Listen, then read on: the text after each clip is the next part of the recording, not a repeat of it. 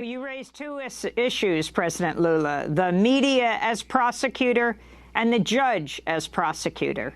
Can you talk about both? Start with the media. Não, deixa, Amy, é importante que se venha ao Brasil. Well, Amy, it's important that you come to Brazil to see what's happening with the Brazilian press. Eu fui presidente 8 anos. I was president for 8 years. Presidente 4 anos. Dilma was president for 4 years. Durante 12 anos, and for 12 years, all the press did was to try to destroy my image and her image and the image of my party. Eu tenho mais matérias negativas contra mim. I have more negative subject matter about me in the leading television news program of Brazil than all of the presidents in the whole history of Brazil. É uma tentativa diária de In other words, it's a daily attempt to massacre me, to tell untruths about Lula, about Lula's family. And the only weapon that I have is to confront them. And they're irritated because after they massacred me for 4 years, any opinion poll by any polling institute showed that Lula was going to win the elections in Brazil. Segundo, o Ministério Público da Lava Jato. Now, second, the Office of the Attorney General and the car wash scandal. I respect very much the institution. I was a member of the Constitutional Assembly, and I helped to strengthen the role of the Office of the Attorney General. But it created a task force organized by a prosecutor who went to television to show a PowerPoint and said that the PT, the Workers' Party, was established to be a criminal organization, that the fact that Lula was the most important person in the PT meant that he was the head of a criminal organization.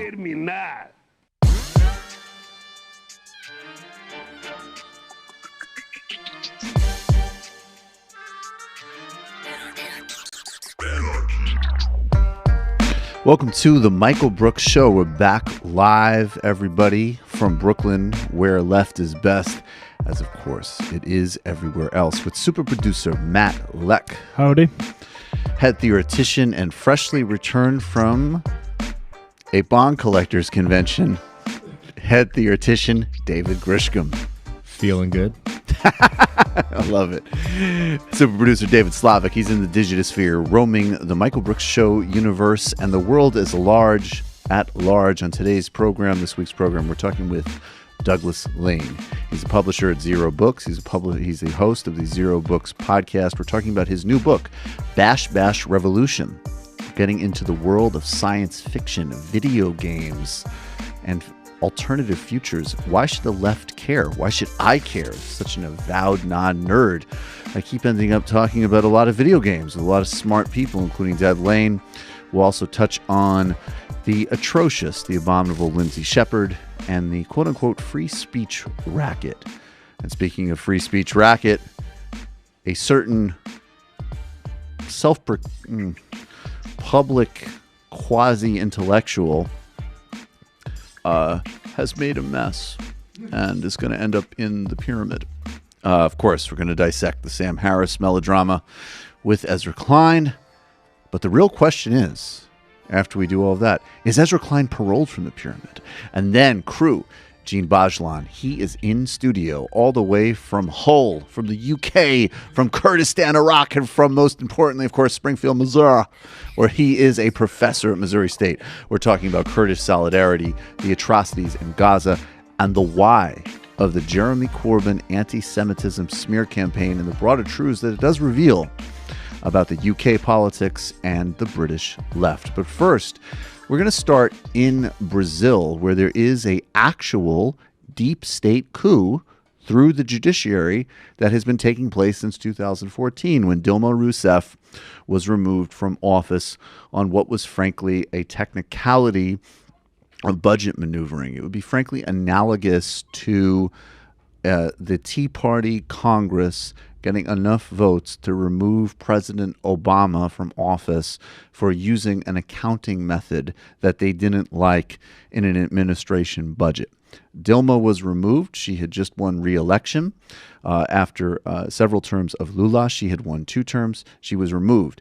The campaign continued after that, and President Lula was caught up in a corruption scandal which exposes 3 quick things. One, there is systemic corruption in Brazilian politics, and the Workers' Party's quote-unquote moderation, which was covered in the U.S. and Western press as an example of a leftist party moving to the center, and a former, radical labor union organizer becoming a pragmatic World Bank rule-obeying president. Well, what it actually meant in practice was that they cut deals with a number of extremely corrupt parties and institutions, while in fact simultaneously delivering incredible results in terms of relieving poverty in Brazil. 2, the case against Lula is, it's not impossible, but it actually is sketchy and questionable.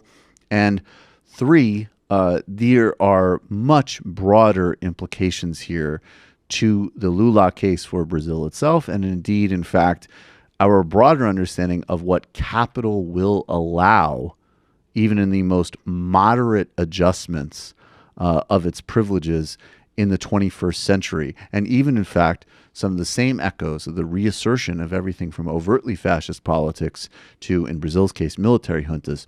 For this commentary, joining me, because I really did want to bring this to the ground, from the ground for a couple of minutes, is Alex Hochuli.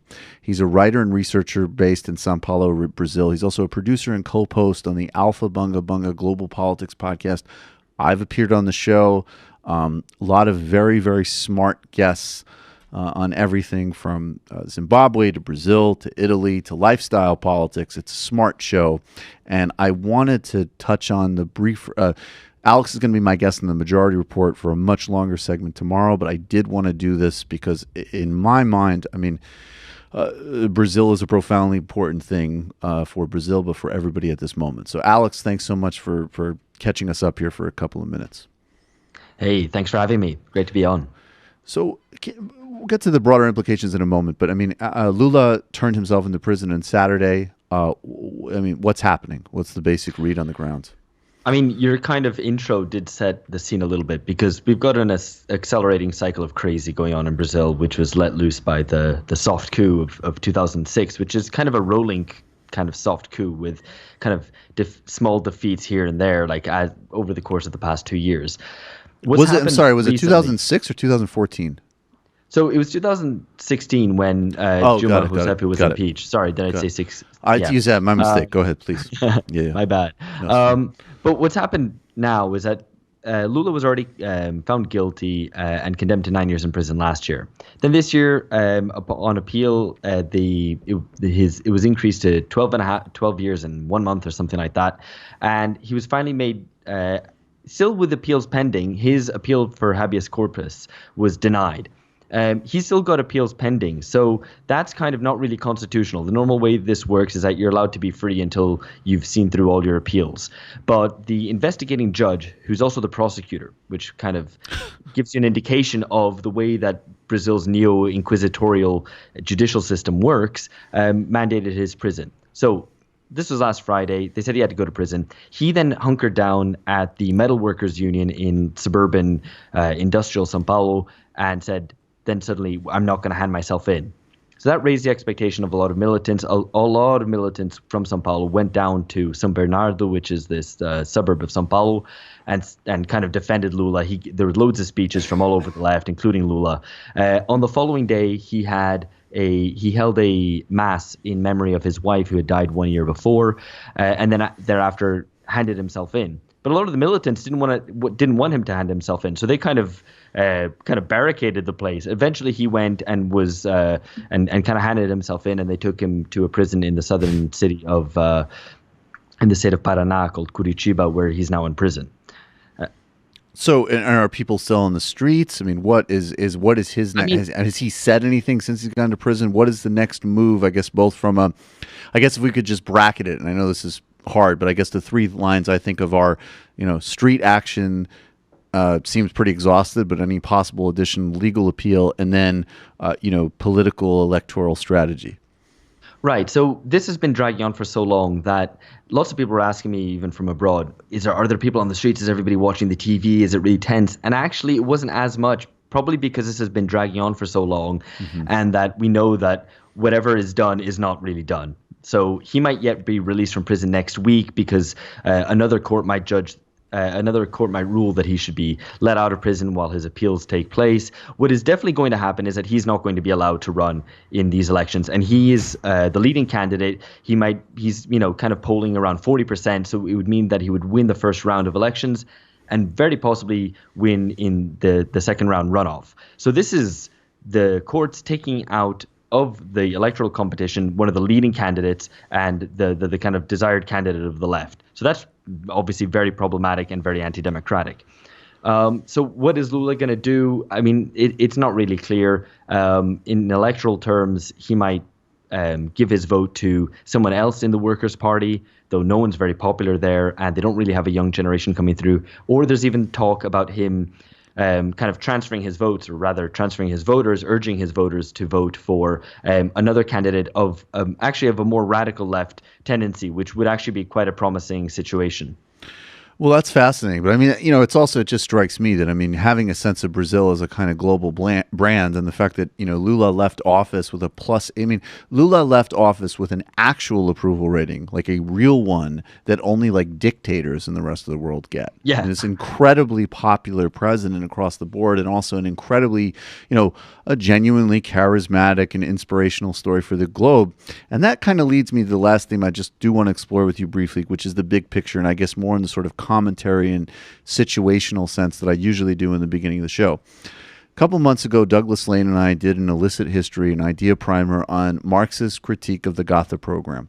And the notion really was going back to, this very early interaction in socialist theory of a German social democratic plan to essentially ameliorate the bad tendencies of capitalism. And Marx actually, not because he was some bomb-throwing, sort of undermining. In fact, he didn't even sort of publicly agitate this essay, if I recall correctly, because he didn't want to undermine his comrades. But he still saw, even if you can achieve some of these things, the fundamental imbalance is not workable.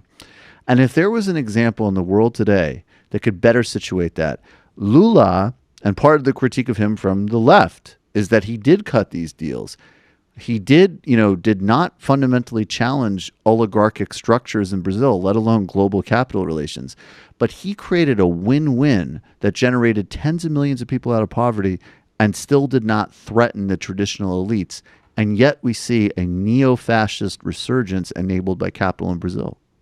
Yeah, that's spot on, basically. For the past 70 years, we've had a situation mainly across the kind of the core capitalist countries, but also elsewhere, where, you've got the historic compromise of social democracy, where certain reforms, certain social demands are granted, and there's, basically people play ball as long as elites play ball, as long as it's within the container of parliamentary democracy.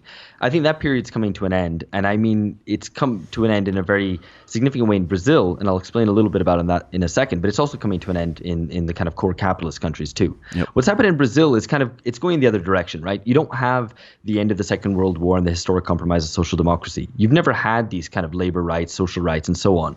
What you do have is, at the end of the military dictatorship in '88, a new constitution which guarantees social rights.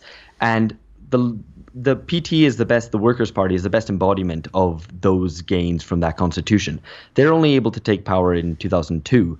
Over that period, they try to bring in social democracy in a very kind of mild way, guaranteeing labor rights. They brought in a 13th salary, so a 13th monthly salary, raised wages, assistentialist programs, which were, widely celebrated by the UN and the World Bank and whatever else. But what's happened is that when the crisis hit, and Brazil was able to weather the crisis for a while. So the 2008 crisis didn't really hit Brazil until 2013, 2014. But when that actually did hit, the elite decided, even though this guy has played ball with us and Brazil, new billionaires were made in Brazil, for all that the kind of working class and the poor gained from the Workers' Party in office, the real elite, not just the top 1%, but the top 0.1% of Brazil gained massively. They gained a lot more relative to what the poor did in Brazil. Right. They just decided, we can't trust this guy. We can't work with the Workers' Party. We need our own people in power to bring in really drastic counter reforms. Some of the more kind of most brutal neoliberal reforms we've seen anywhere in the world. So there was passed a constitutional amendment which put a cap on spending for 20 years. No one else in the world has tried to implement this. And for a kind of an emerging economy, a so-called emerging economy, that's a death sentence, right? Yep. Because that means that the state can't basically lead investment. So, this shows the narrow straits of social democracy, that even the most moderate kind of form is just not tolerated by elites anymore. And that's really problematic and makes you kind of think, okay, well, what should be our strategy nowadays? That is the fundamental question. We'll get into this in much more detail. Brazil tomorrow on the Majority Report, and then in the future on this show, we'll be getting into those broader strategic implications. But for now, Alex Hochuli, really appreciate your time. Aufhebunga Bunga, Global Politics Podcast. Everybody check it out. It's available on iTunes and anywhere else you get podcasts. Cheers. Thank you, Alex. Okay, everybody. Let's do this on really shifting gears here. Shout out. DJ Danarchy, can you do us a shout out track, please? Actually, or Will. Can you score our lives, please, DJ Danarchy? Yeah. Could you just get me just grid me a song that will take me from like picturing it from like morning meditation to mid Sam Harris insult. Cardi B,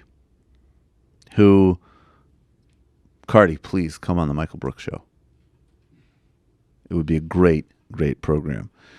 Cardi B, in an interview with GQ, and I don't know if we're going to play this instrumental anymore. Oh, I got it. See, I was very passive-aggressive, but I needed to. New Cardi B. Cardi B, in an interview with GQ, demonstrated more political knowledge than pseudo-intersectionalist, sort of useful idiots of capitalism that can't situate things like FDR in a broader context of liberation than, right-wing reactionary idiots, and actually just most people, period. Franklin Delano Roosevelt, I'm quoting now from GQ. First of all, he helped us, I'll do the impression a little bit. He helped us get over the depression. Cardi, I love you. Please come on the show. He helped us get over the depression all while he was in a wheelchair. Like, this man was suffering from polio at the time of his presidency. And this, like, for real, that is actually him, and then Lincoln dealing with serious depression are both, like, actual incredible feats of leadership. And yet all he was worried about was trying to make America great. Make America great again for real. He was for real make America great again. If it wasn't for him, old people wouldn't even get Social Security. Ding. Shout out count the dings. Sup, Jaden Waz. Good point. That is a fucking good point, Cardi B. Yes, she says, nodding. I'm going to skip the GQ writer's description for baby doll features. Yes, from the New Deal, it was a system that got us from the world depression. Then on top of that, while he was the president, there was a fucking war going on. World War II. All this shit is going on, and while recouping the country from an economic tragedy, making sure that America won the war, and his wife, I would say she was almost like Michelle Obama. She was such a good humanitarian, and we both got the same birthday, October 11th. Cardi B is fucking dope. I'm already a big fan of hers, and that takes it to completely another level. Tweet at her. Cardi B is a natural Michael Brooks Show guest. See you on the show soon, Cardi. Shout out. All right, let's do the pitch, then we'll get to Douglas Lain. The commission. Man, this is helping me out. I've been working it out again a lot, and I was doing something really, really brutal the other day. Trainer. And We're only playing the instrumental because the lyrics to the song are really problematic. But got me through a pretty intense workout, man. I want to thank everybody. We are at over 1,200 patrons. In fact, I think we're at 1,240 patrons. We want to get to at least 2,000, and that is the conservative goal. We're going to establish a clear goal by next week. At least 2,000 by the year anniversary of the show, which is in August. That's several months away, so we'll probably set a higher target than that. When we hit 2,000 patrons, that means even more regular animations. I'm talking with Brian about the next ones we'll do. I really enjoyed and I appreciated all the feedback, and he appreciated all the feedback we got on the NOI Obama debut. We've got more in the works, and also a bunch of kind of broader expansion of offerings. For 21 and above, there is a call coming up this weekend. There is a Discord community which is not only fun and active and everybody should get on as a patron, but it's actually organically generating social movements. There's an incredible movement. We're going to actually do a conversation with them about it, of patrons in this Discord to expand home care rights in the state of California. We are really growing. This is a vital conversation, and I want to only be accountable to you as patrons, and that's why you got to join. You got to pay for it. You got to make this happen. It allows this all to run and us for all to pay all of our many, many bills. So we appreciate all of you. We're moving.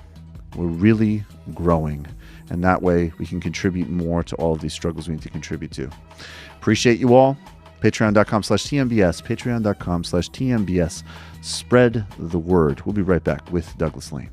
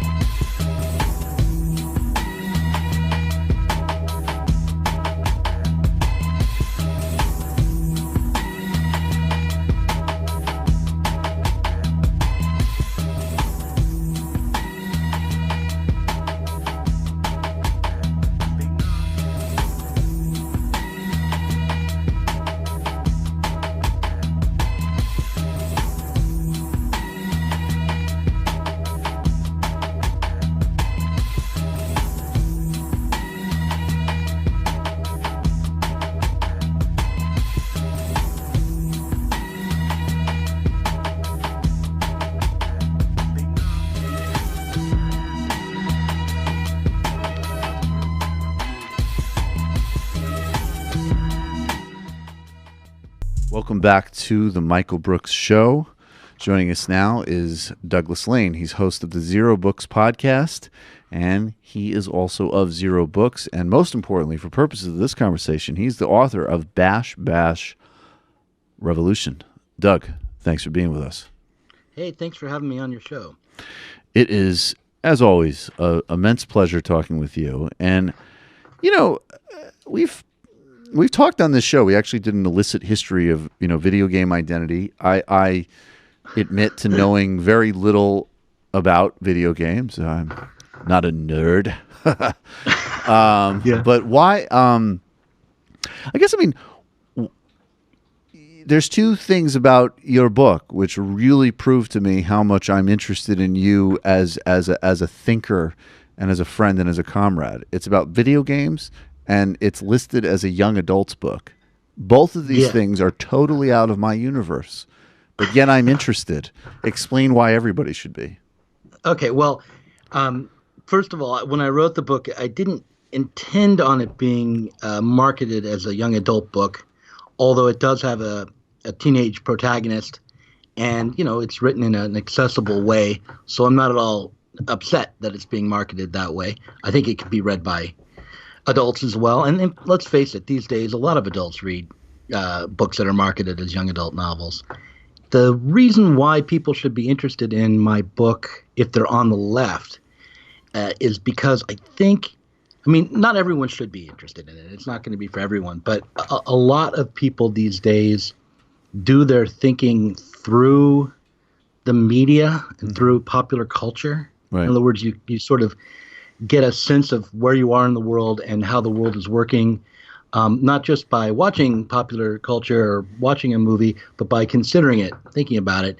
And I'd go further and say that people who produce popular culture are doing their thinking through the works that they produce. So sometimes there's a quote about a show called Rick and Morty, which is you have to have a high IQ to appreciate Rick and Morty. So kind of I have a lot of anecdotal evidence from social media that would really contradict that theory.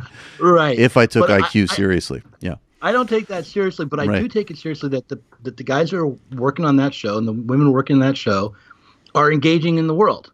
Right. And that they're trying to figure out what is true for them and true for our society to a degree, and while having a good time and making fart jokes. And I would say that my book is an attempt to think about the problems of our society today in a way that's accessible and in a way that makes sense to me.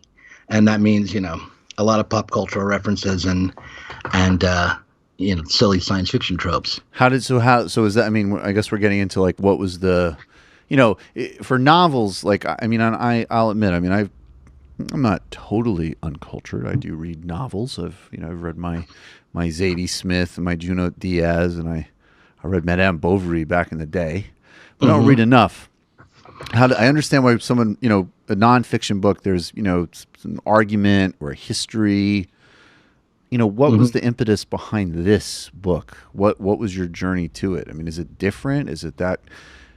I guess why explore these things? What was the story behind it? Well, there's a bunch of answers to that question. So how did I come to write this book this way, and why a young adult book is I still haven't really answered that question. So I'm a publisher of nonfiction books as well, right? And critical theory specifically, and that ranges from books directly about Marxist economics to books on popular culture and music. I am exactly what people like Jordan Peterson hate, but one of the things that we were trying to develop is what I call thought experiment novellas or thought experiment fiction, where you took a philosophical idea and made it a part of the plot. And the reason to do that, it's a questionable move in a way, because writing fiction means going into the realm of rhetoric and feeling, more than the clear and concise realm of logic and argument.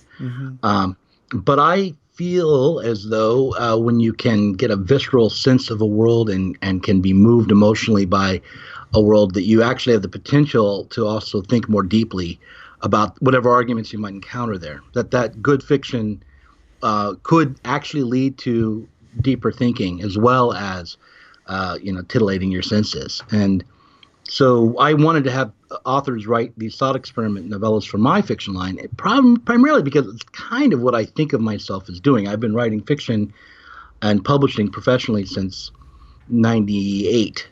So this is my third novel. Right. I have short stories and short story collections and novellas and things behind me. So that's one way that I came to write the book. The specific way I came to write this book is two things. One, my son kept beating me at a video game called Super Smash Brothers and Melee, and I wanted to write a novel about a middle-aged father who could beat his son at this game. So there's the real thought experiment. Yeah, right. Yeah, so what would that be like? So it's a wish fulfillment novel, but then also it's written from the son's point of view. The father is somewhat of a villain, not exactly. But the main thing I was doing along with fulfilling my desire to beat my son, at least in fiction, was trying to think through how to overcome capitalism. Actually, what would it take to develop an economy that was not based on the exploitation of labor, but based on something else? And for years, I've been thinking about gamification, which is sort of a rah-rah capitalism, the work can be fun kind of movement right now, the gamify capitalist work or regular work.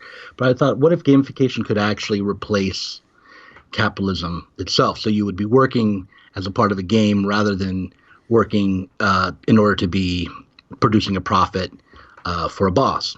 So that was another reason why I wrote the book, was to try to work out this idea about gamification.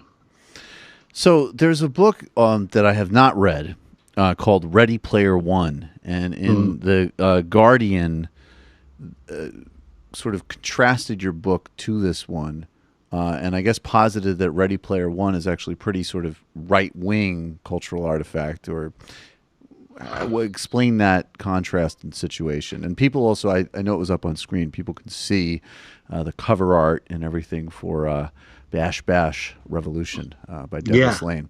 Yeah, but what is the contrast here?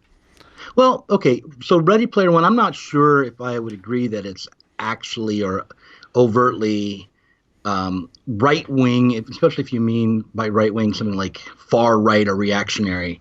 It certainly is conserving a lot of present values in its imagined utopia. It's certainly, as radical as the virtual reality appears to be, a lot of what we take to be normal is preserved, and also the social relations aren't changed. You have your typical story. It's kind of like the same story as in Saturday Night Fever with John Travolta. And it's showing my age here. I have to go back to that. But a guy from working class background of poor circumstances makes good by having a talent and escaping those circumstances. It's also, and the New York Times compares Ready Player One to this movie. It's like Willy Wonka. The poor guy gets the golden ticket and now becomes the capitalist boss. So yeah, my book is not like that. It's first of all, the protagonist doesn't want to.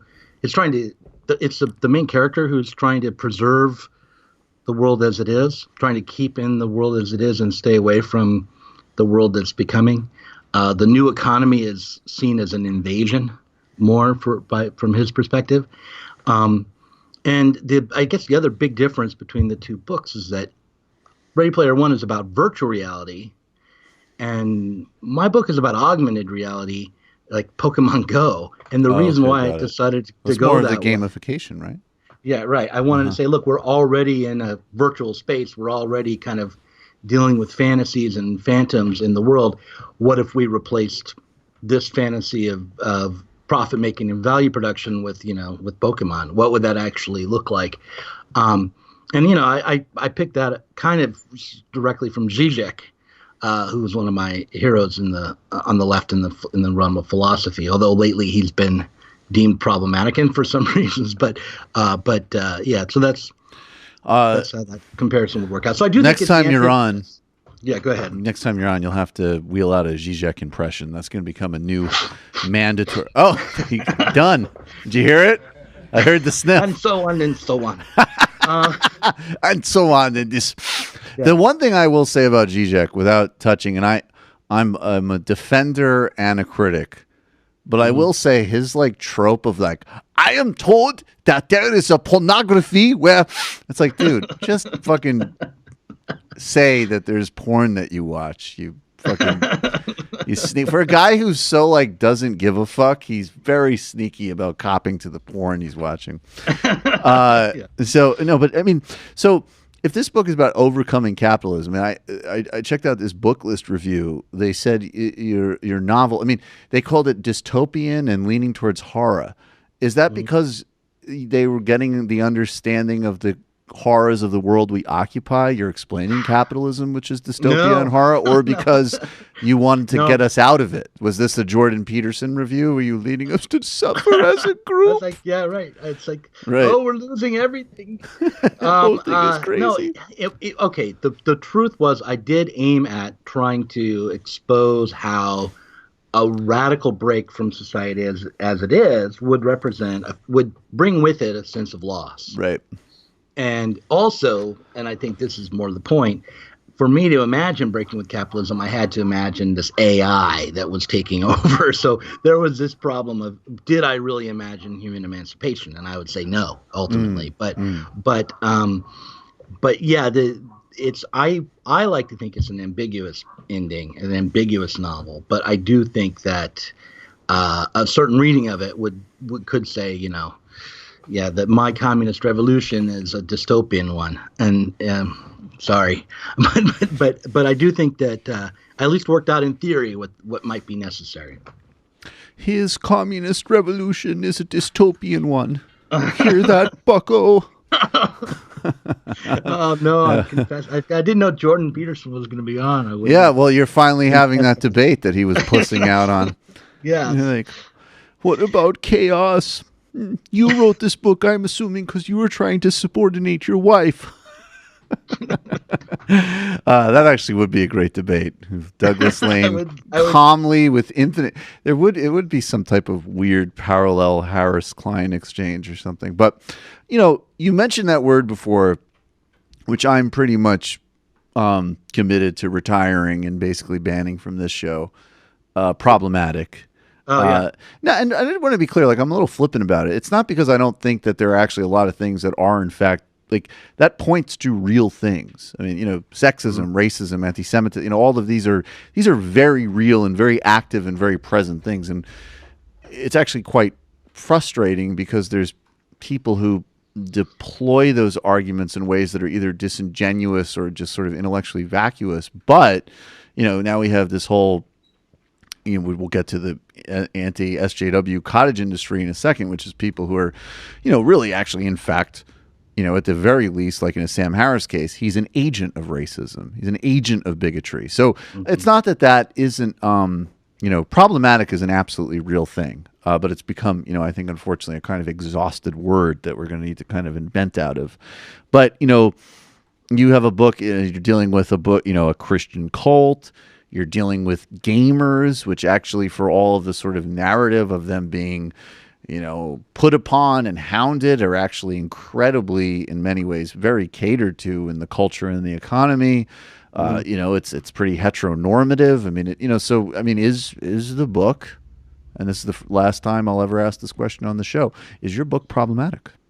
Yes, it is. But I want to say something about the phrase about the term problematic, because it is an interesting term, which my understanding of it anyway is that it actually comes from the realm of epistemology and philosophy, and that something would be problematized when it's not known directly. In other words, there's this epistemic break where what you're ending up with is only your own subjective position.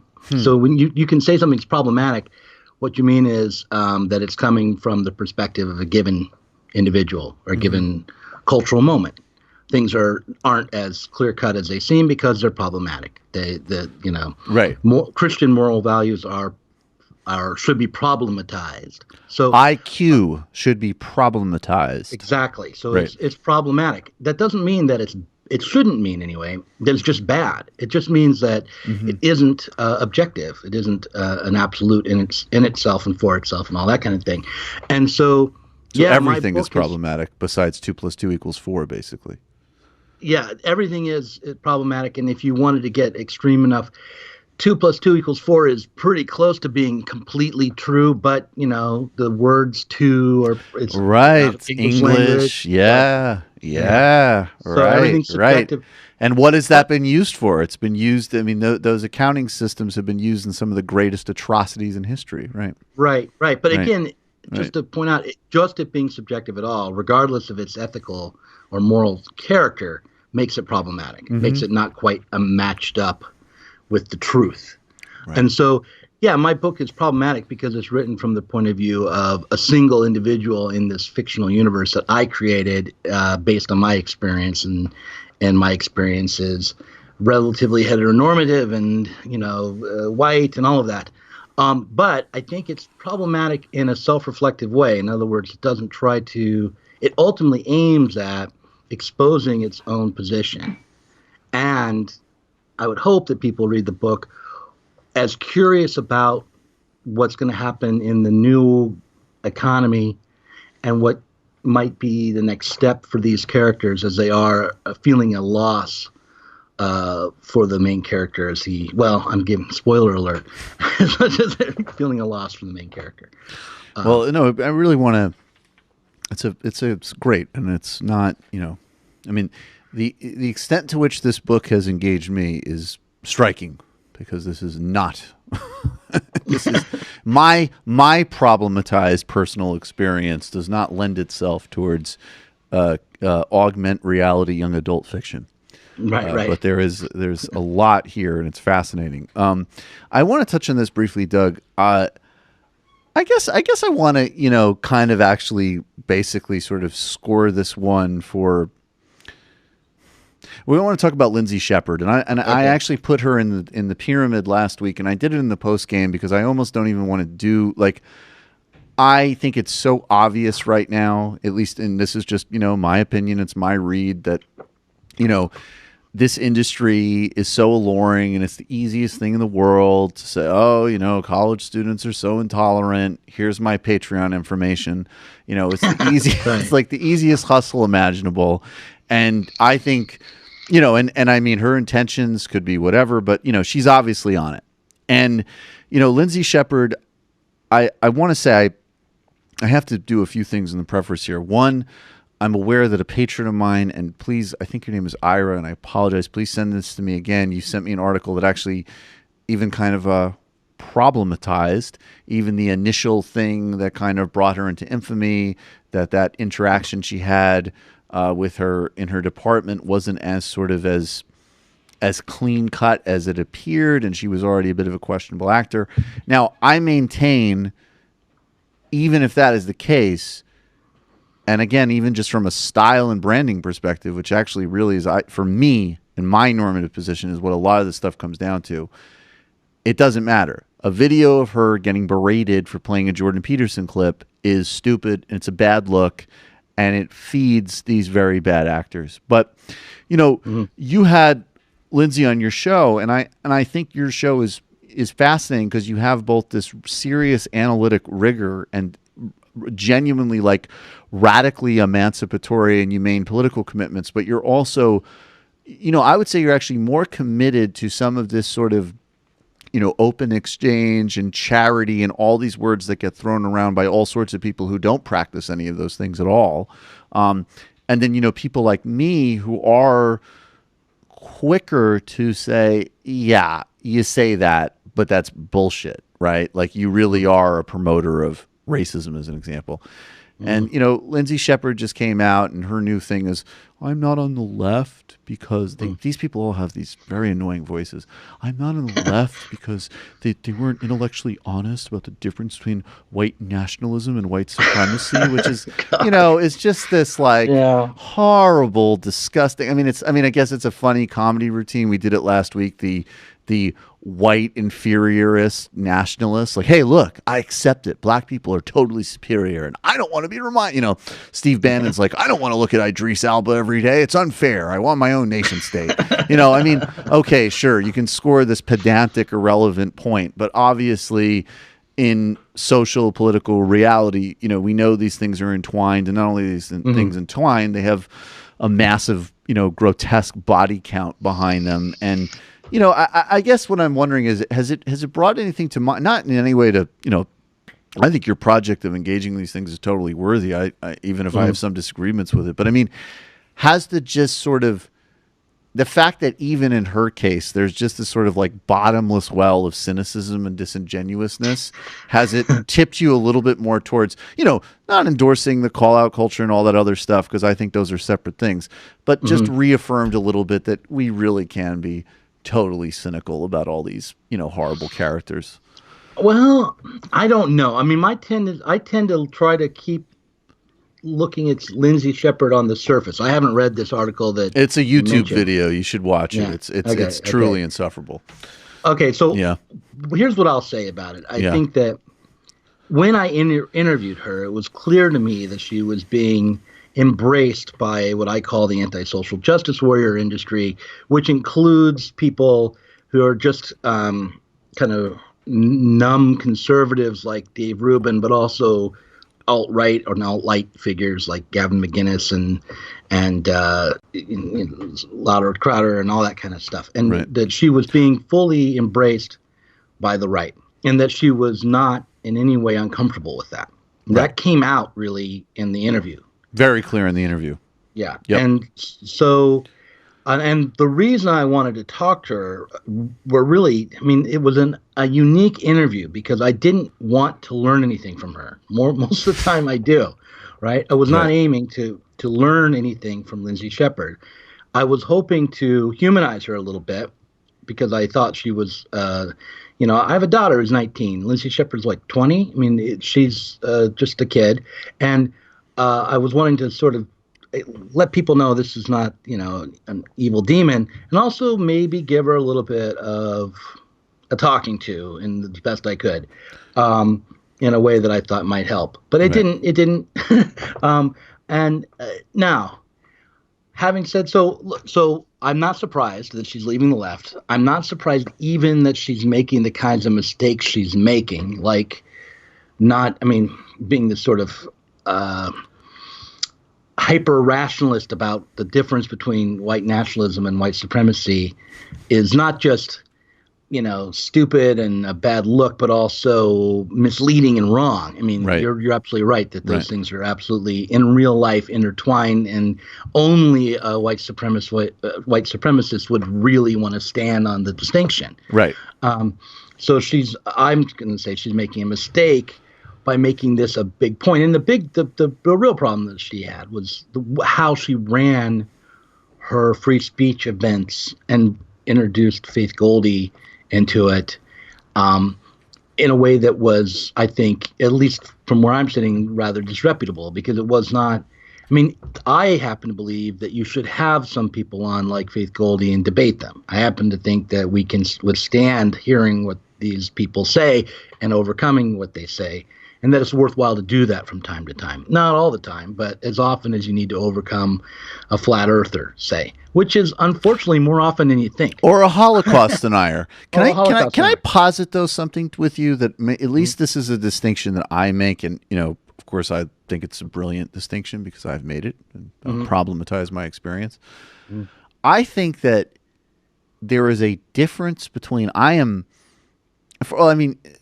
part of the problem with this deplatforming thing is that first of all, it's mostly, in so many cases, it's bullshit. Like Charles Murray is not deplatforming, so I would want to problematize that. But stipulating that, I agree with you that I don't live in a world where like, oh my God, there's all these, sort of racist, sophist idiots on YouTube, and if people hear them, we'll never be able to build a left project. I think it's sad and unfortunate that these people have audiences and these ideas have appeal, but I agree that you can debate, someone can appear at a panel, and I actually, sunlight's the best disinfectant, and we'll get to this Sam Harris thing in a second. I think there's a lot of value in, I hope a ton of people who have any interest in that listen to 3 hours or whatever it is with Ezra Klein, 2 hours. But what I do think is, I think that as an example, we could say, okay, have Charles Murray come on campus, have a debate with him. But the frame for understanding Charles Murray should never for a second buy into the premise that he is a disinterested and dispassionate social scientist. It's just not true. And we can look at his policy inclinations and his funding and his history, and we can historicize him appropriately. And I think that that's kind of the missing gap. It's like, on one hand, it's like, deplatform, this person can't be heard from. We can't withstand, clashing with ideas that sadly are out there and have an audience.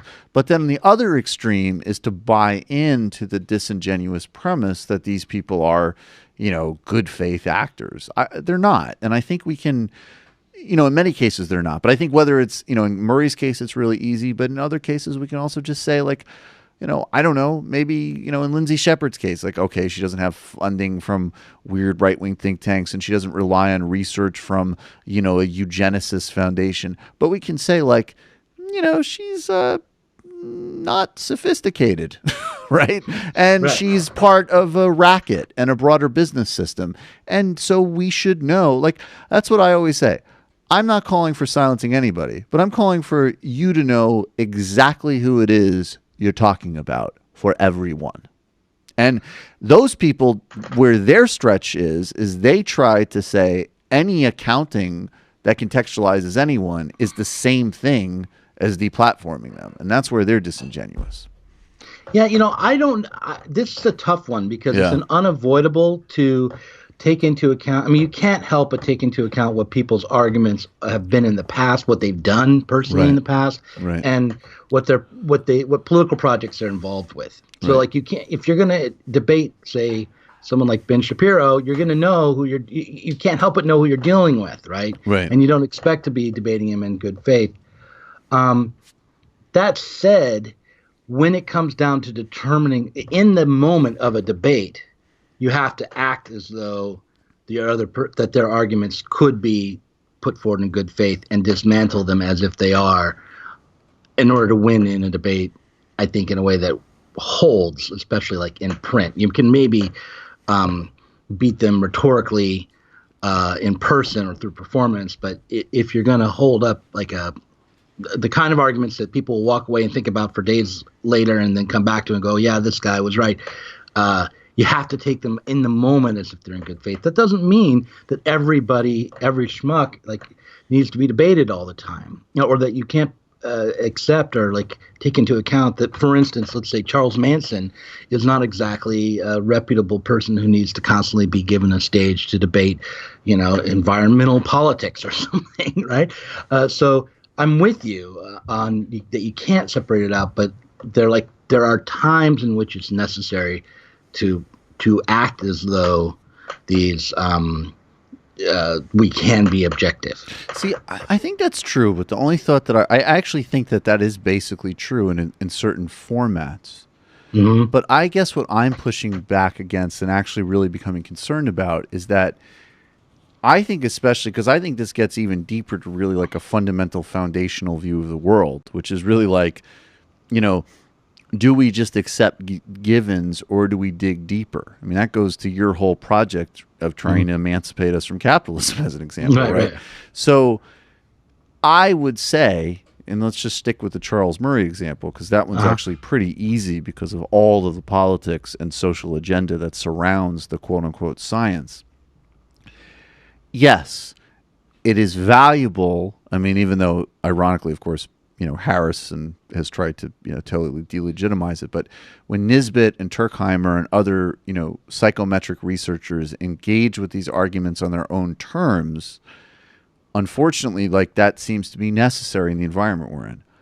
But I would still maintain that when I first encountered Charles Murray, and I actually did, in fact, in college, got out of the library, read a chunk of the Bell Curve. I didn't read all of it, but I did read the, controversial chapters and conclusion. And I read the critiques from scientists and from ethicists. But when I cracked open, I forget who it was, like a good investigative reporter from The Nation or something that was just like, this is where the guy gets his money from. This is when he first burned a cross. This is this is who we're dealing with here. That type of thinking actually is much more influential in terms of the pattern of thinking that also allows me to say, well, maybe having an economic system that is designed on exploiting everybody's labor is not a given, and we should dig underneath that versus, as an example, saying, yes, that's the way our economic system is, but it would be better if we, invested in jobs training because that's actually good for the economy, right? That can be a valuable argument in context, but fundamentally, if we want to dismantle it, we got to get to the foundation. And I think for a lot of these people, the foundation is really, it's in who they funded, who funds them, what their ideology is, and what their agenda is. And that's the best way to understand them. I think this is a key to our disagreement. Like, I agreed with the first half of what you said and not the second half. Like, I totally agree with you that in the terms of like practical everyday life, especially, that it's important to be able to say, look, I know who Charles Murray is, and I'm not going to take his arguments at face value. In a lot of the time, I know myself personally, I'm not actually well equipped to look at the research and genetics and IQ and all that, and in an afternoon easily pick it all apart, right? So it's important for me to kind of have a sense of who he is, how seriously I should take him, right. and that's just undeniable. But I don't think that you get to the foundation of anything at that level. I think that, unfortunately, to get to the foundation of things, you have to do more work than we tend to be able to do some of the time. And this is why it's been so difficult to maybe get out from underneath capitalism. It's because the kinds of things that we can know easily, or that kind of we can intuit by our position in the world, sometimes they're absolutely true and they're worth relying on. You have to rely on them. But when it comes to getting to the foundation of truth, you often have to do more work than is comfortable or is easy. And that means trying to set up situations where you can examine even someone like Charles Murray's arguments as deeply as possible. I happen not to think he's worth doing that with, actually. That would be an exception for me. But if you are interested in doing that, and maybe somebody is, I think I would not in any way condemn not Sam. I would condemn Sam Harris, but someone like Sam Harris, say, but for having Murray on and then really going at him deeply, not letting any point pass, and that would be being great. as nerdy as hell. That would be great. Yeah, I don't know. I think we need to move past the point of that. I mean, if we're gonna, and especially look, I mean, if Holocaust denial becomes a thing, then you're going to need to have a David Irving on and destroy him and really and check it. So, if something becomes a thing, it does need to be confronted. I agree. I don't think the question, for me at least, the question is not that. The question is the confrontation. But allow me to just engage just in an ad hominem, though. Okay. Nerd. Douglas Lain, he's the host of the Zero Books podcast, of which I am a patron of.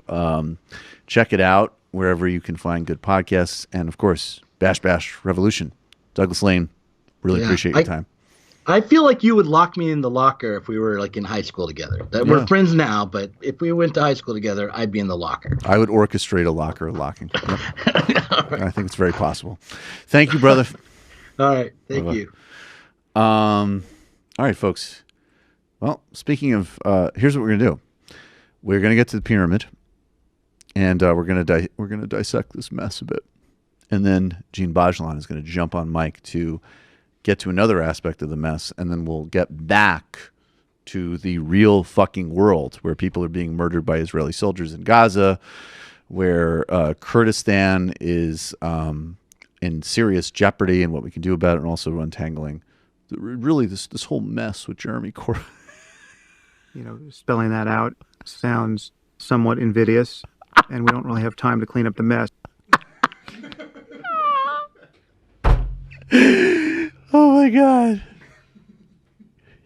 I really feel like the next time I talk with Doug Lain, I'm going to have to one up it. I'm going to be like, I don't agree with deplatforming, but I think it is really foundationally important just to understand where somebody's coming from, and then I'll add to it. And I'm like, and I would actually argue that just mockery and basic disrespect is the most powerful rhetorical tool at our disposal. It is invidious that I have to listen to Sam Harris. I think Sam Harris is genetically disposed to getting bullied. What did Will Menaker say? He's a genetic bitch on Twitter. He's such an asshole. All right. Let's unpack this mess. Okay. Let me just say that this is the pyramid segment. There's actually the possibility that this is going to get remade to the Gulag segment, and we will play. Do you have that music ready? No, don't worry about pyramid, but I'll just step on it. Let's just try. If we were going to say that this is the Gulag segment, can we throw me a little Russian national anthem on this baby? I saw Death of Stalin over the break, so I'm feeling inspired. See how this works. Let's take this out for a spin.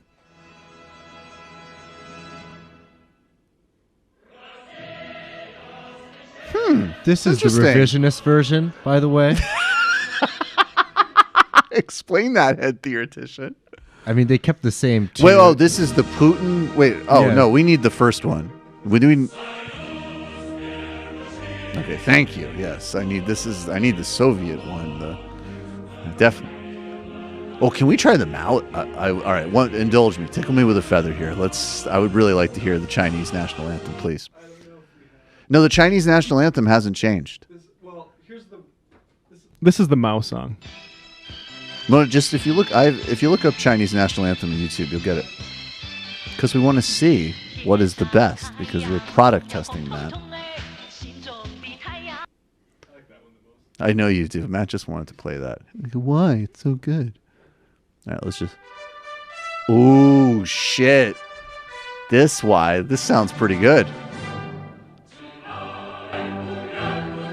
Oh man, this really literally does make you want to march in a peasant outfit. Fucking A, I'm like out in the countryside. I've just taken a Taoist priest and spit on him. Grabbing some farmlands. All right. Let's get to this mess. So, under review, pyramid or gulag, we don't know yet. Okay. Look, where to begin? I'm just going to say, part of the reason that Sam Harris has always bothered me so much is that if you look at the pattern, this is going back several years when I always had a problem with, and now it's become a lot more stark, because when you get into race, quote unquote, science, this is a much, that hits most Americans a little bit more viscerally. But all of the anti-Muslim shit and all of the thought experiments about, dropping a nuclear weapon on the Muslim world and all of this nonsense, the same pattern of policy illiterate, aggressive, ahistorical approach and a reactionary bent, which when he is cornered, he retreats to usually either bizarre obsessive self-defense or just stating truisms. And I think this debate with Ezra Klein revealed a lot about Sam Harris. And we'll start, and this is also, it's inescapable because you can't not talk at this point about this guy's psycho-emotional issues. I'm not going to do an amateur diagnosis, and I'm not trying to take a cheap shot here. But if you listen to this show with Ezra Klein, and you can hear it as anything other than a sort of controlled outburst and 2-hour act of projection and hysteria, I don't know what else you're listening to. Let's just run through some of the sound clips from this exchange with Ezra Klein. I think there is what you would call confusion here. I do think it's just important to say this. I have not criticized you, and I continue to not, for having the conversation. I've criticized you for having the conversation without dealing with and separating it out and thinking through the context and the weight of American history on it, not the weight of American history. The weight of American history is completely irrelevant to... No, it can't possibly be irrelevant on something that even you admit is environmental. The only thing that is relevant... So, yes, but that part of the conversation has been had. You don't have to talk about slavery. You don't have to talk about the specific injustices in the past to have a conversation about the environmental factors that very likely keep people back.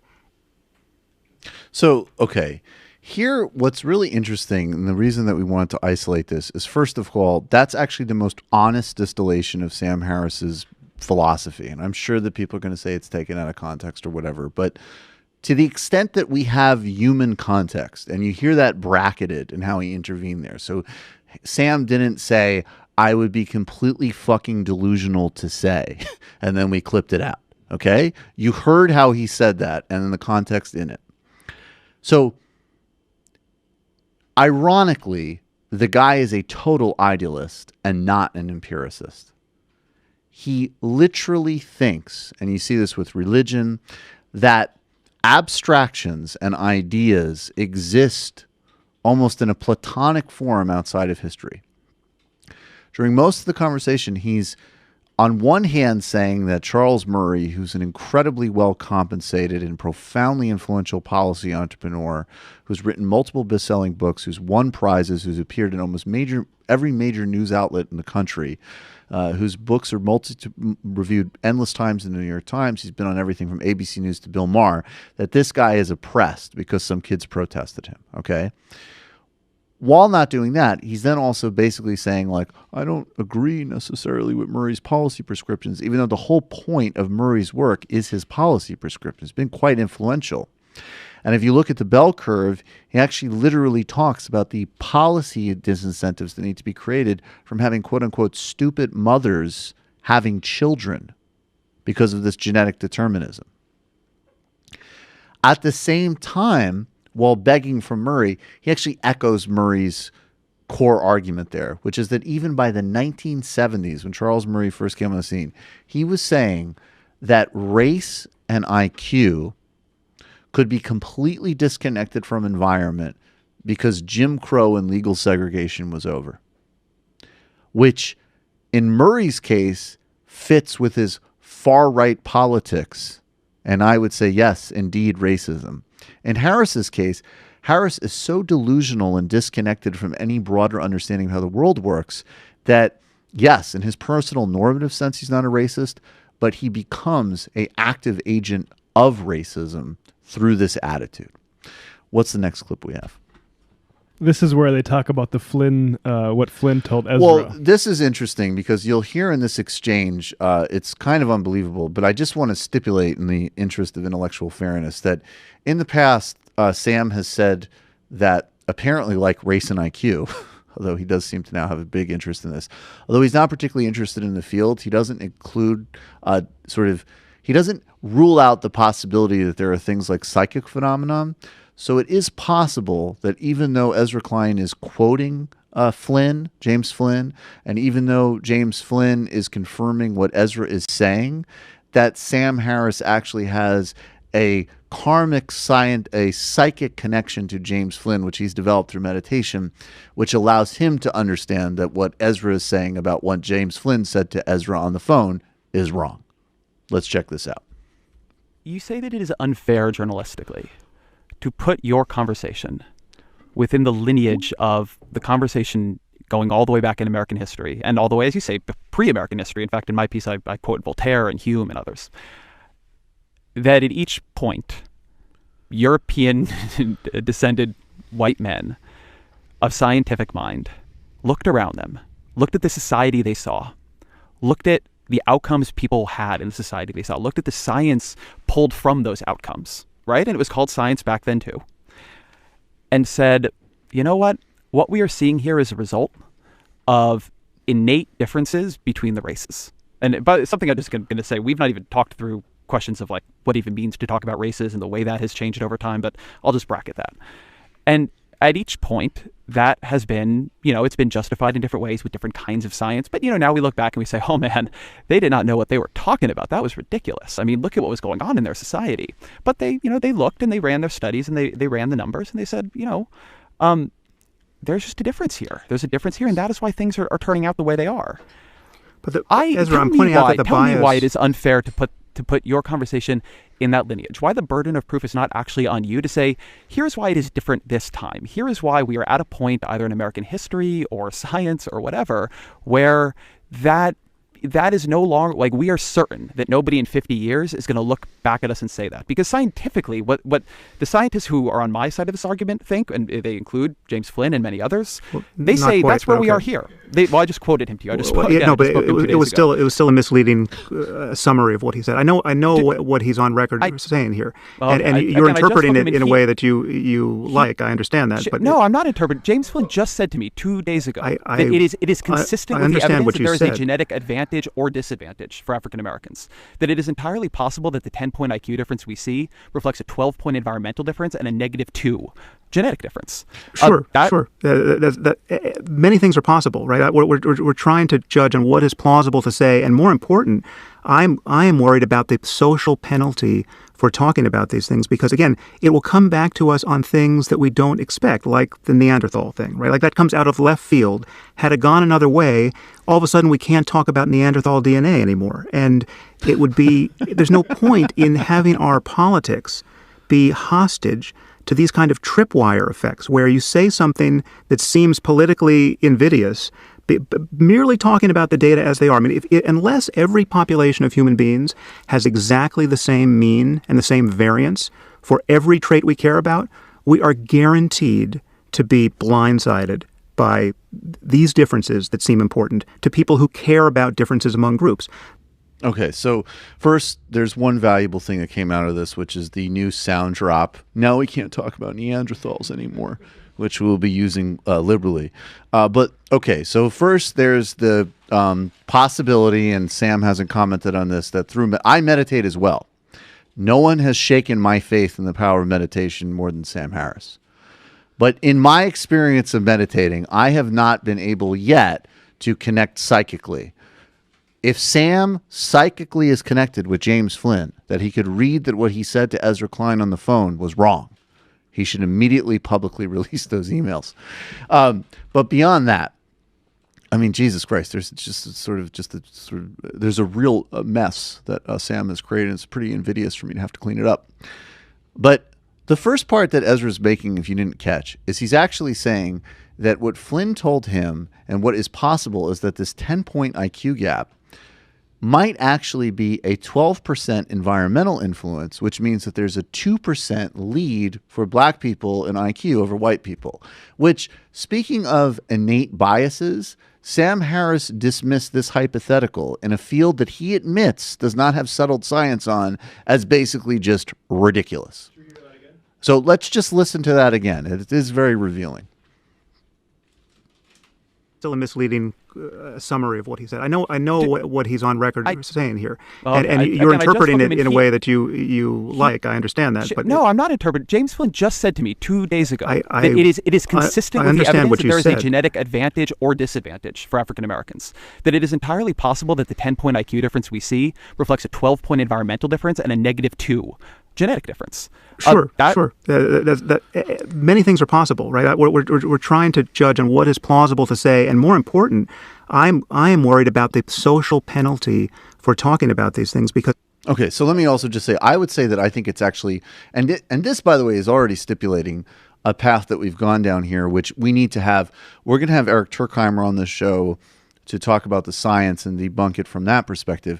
But we need to get back to have a much more rigorous conversation about a test that, of course, is understood to be universally valid by the people that study it and administrate it. That's hardly a shock that they would say that, and is a privately owned test by a private testing industry that already exerts far too much influence in American and international life and tracks not just on race, but all sorts of other class disparities in our system.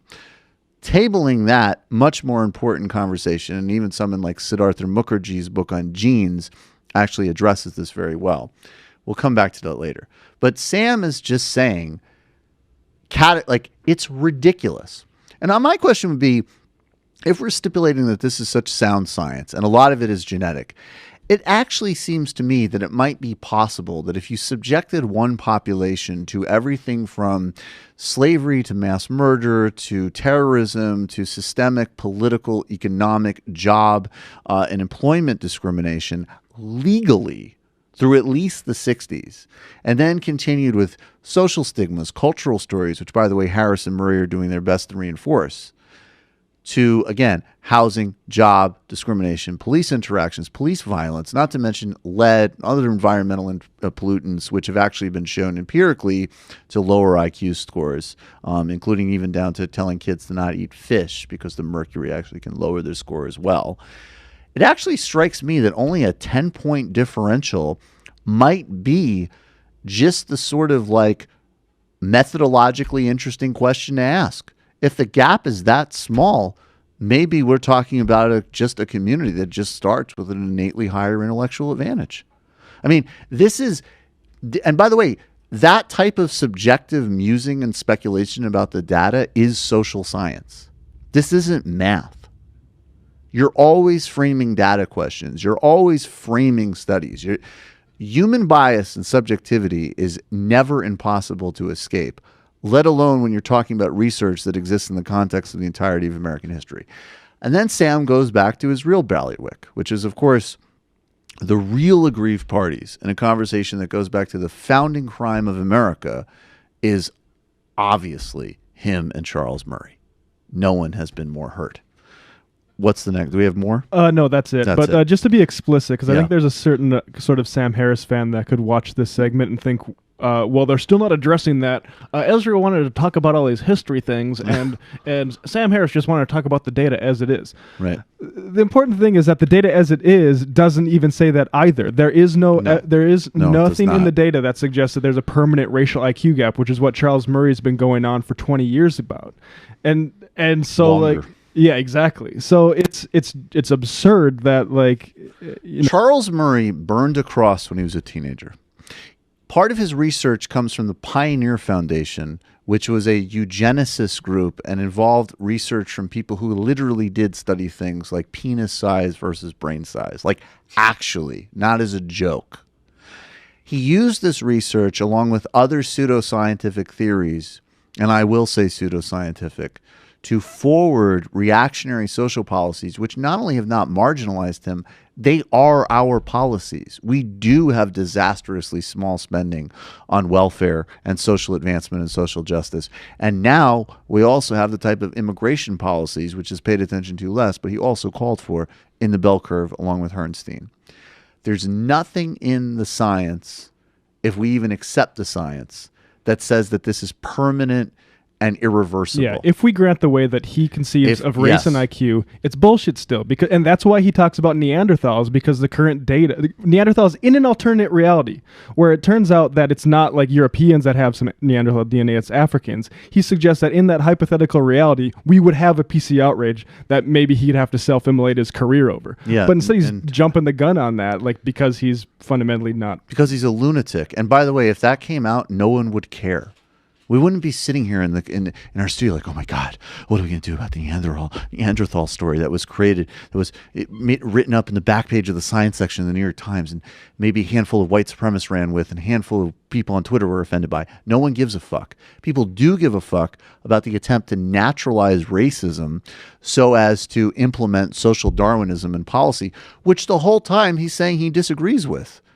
You know, at least Charles Murray is coherent in his despicable contributions to human life. I mean, Sam Harris would be a lot more likable, though no less despicable, if he was the reverse, if he was genuinely scientifically sound and a white supremacist. Like if he was just like, the data just doesn't, imagine he's like with Richard Spencer, and he's just like, Richard, I would love to live in a society where I never had to listen to rap music or see basketball again. Okay, that is my normative preference. But if you look at what Nisbet is saying about IQ, the data isn't there. This doesn't account for the Flynn effect. We need to be prepared for the worst case scenario. Okay, let's say disaster. IQ, it's been mapped. And black people are not only athletically superior, they're also intellectually and morally superior. Okay, they're better at solving math problems. What then? Does that mean our commitment to a white ethno-state is any less valid? Of course not. We need to be prepared for these contingencies. That's the more full, honest Sam Harris I would like to see. All of a sudden, we can't talk about Neanderthal DNA anymore. Am I inferior to John von Neumann? Yes. I don't think so, and I don't think you think so. I do. That was Scientific Ezra. Data can't be racist. The other fun thing about... I got to remind myself that his cultists are so into people remaining calm at all times. Let me tap into my breathing. Scientific facts can't be racist.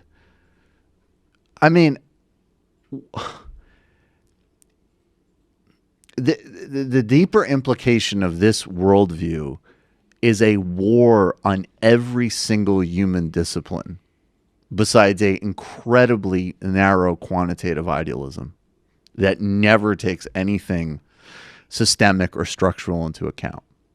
And I have to say, like, even if you were cool with the dumbing down of the Islam stuff, which we'll get to in a second, and even if the race science stuff, for God's sake, doesn't bother you and disturb you and outrage you intellectually and morally, this, like, there's a reason why Silicon Valley robots are interested in this type of thinking. Like, this is the enabling of an algorithm-driven age with zero concern for any type of provision of public good and accounting for anything besides goals set within its own narrow limits. And really what's astonishing about Harris is, by all accounts, I mean, he is the one, he truly does not understand this. He is totally, I mean, he's sincere in all of his whiny bitchitude. He has no clue what he's doing. He didn't blink when Ezra Klein brought up the point where Charles Murray, I can't remember in which book, is it Coming Apart? Or losing human ground? Accomplishment? Where Murray measured human accomplishment by how many column inches black people versus white people got in the Encyclopedia Britannica. Right. So you have, right. You literally have a guy who actually subconsciously, or for whatever reason, gave us all the great favor of being like, lest you were deceived with my intimidating seeming book, which was in fact a racist tract of discredited science analysis and social Darwinism. Here's this book, which is like the intellectual project of like a racist retired British gardener. Okay, that's like I'm on a pension, and what I'm going to do is look at the Encyclopedia Britannica and not too much space for the blacks, eh? I'm going to write that up and show that the humans' whites accomplished the most. Charles Murray wrote that book. And this gormless motherfucker doesn't take anything from that. In fact, he thinks that he's one of the most oppressed people in America, which, as Ezra says, is a form of identity politics, which is why I say this with some trepidation, because I still cast a very wary eye on Ezra Klein. But him and the whole Vox crew have been going gangbusters on this. And it is written, I'm sure it's has more currency with a certain type of quantitative normie twerp. Look, at this point, if you want to be part of a decent, polite society, you really don't have any excuse to be defending this guy anymore. I mean, it's been, the science at the very least is vastly more complicated. And the fact, by the way, that Harris talked, nobody else, by the way, Flynn does not talk in absolutes. And Turkheimer and Nisbet are clear about Murray and Harris's misreadings and dogmatism. But Harris isn't even from this field, which again, even if we're taking that serious, that this is an indisputed field, Harris is not from it. He's read a couple of books and he's asserting that he's in the right. It's dogmatic, fundamentalist, and bizarre. So Ezra Klein, he's paroled from the pyramid, but still with supervision. And now, oh no, I don't think you can wear that shirt. Spelling that out sounds somewhat invidious, and we don't really have time to clean up the mess. Could you play that again? I mean, the truth is, unfortunately, I'm sure I'm going to have to deal with Sam a lot more, but this is the credo for all further Sam Harris conversations. You know, spelling that out sounds somewhat invidious, and we don't really have time to clean up the mess. That would be my description of Sam Harris's entire career and all of our unfortunate roles in it. Joining us now, Djene Bajalan, an actual scholar. He's also a crew member. Djene, do you have the results of your IQ test before you jump on the mic? Whoa, geez, actually, seriously, don't break the whole studio there. Get on the mic. Get on the mic. Oh, he's pushed to talk. Okay, yeah, go fix it for him. Yeah, actually, we've research showed that Kurds are more likely to break sets genetically. I think it's just me. We don't know the difference between genetics and environmental influence.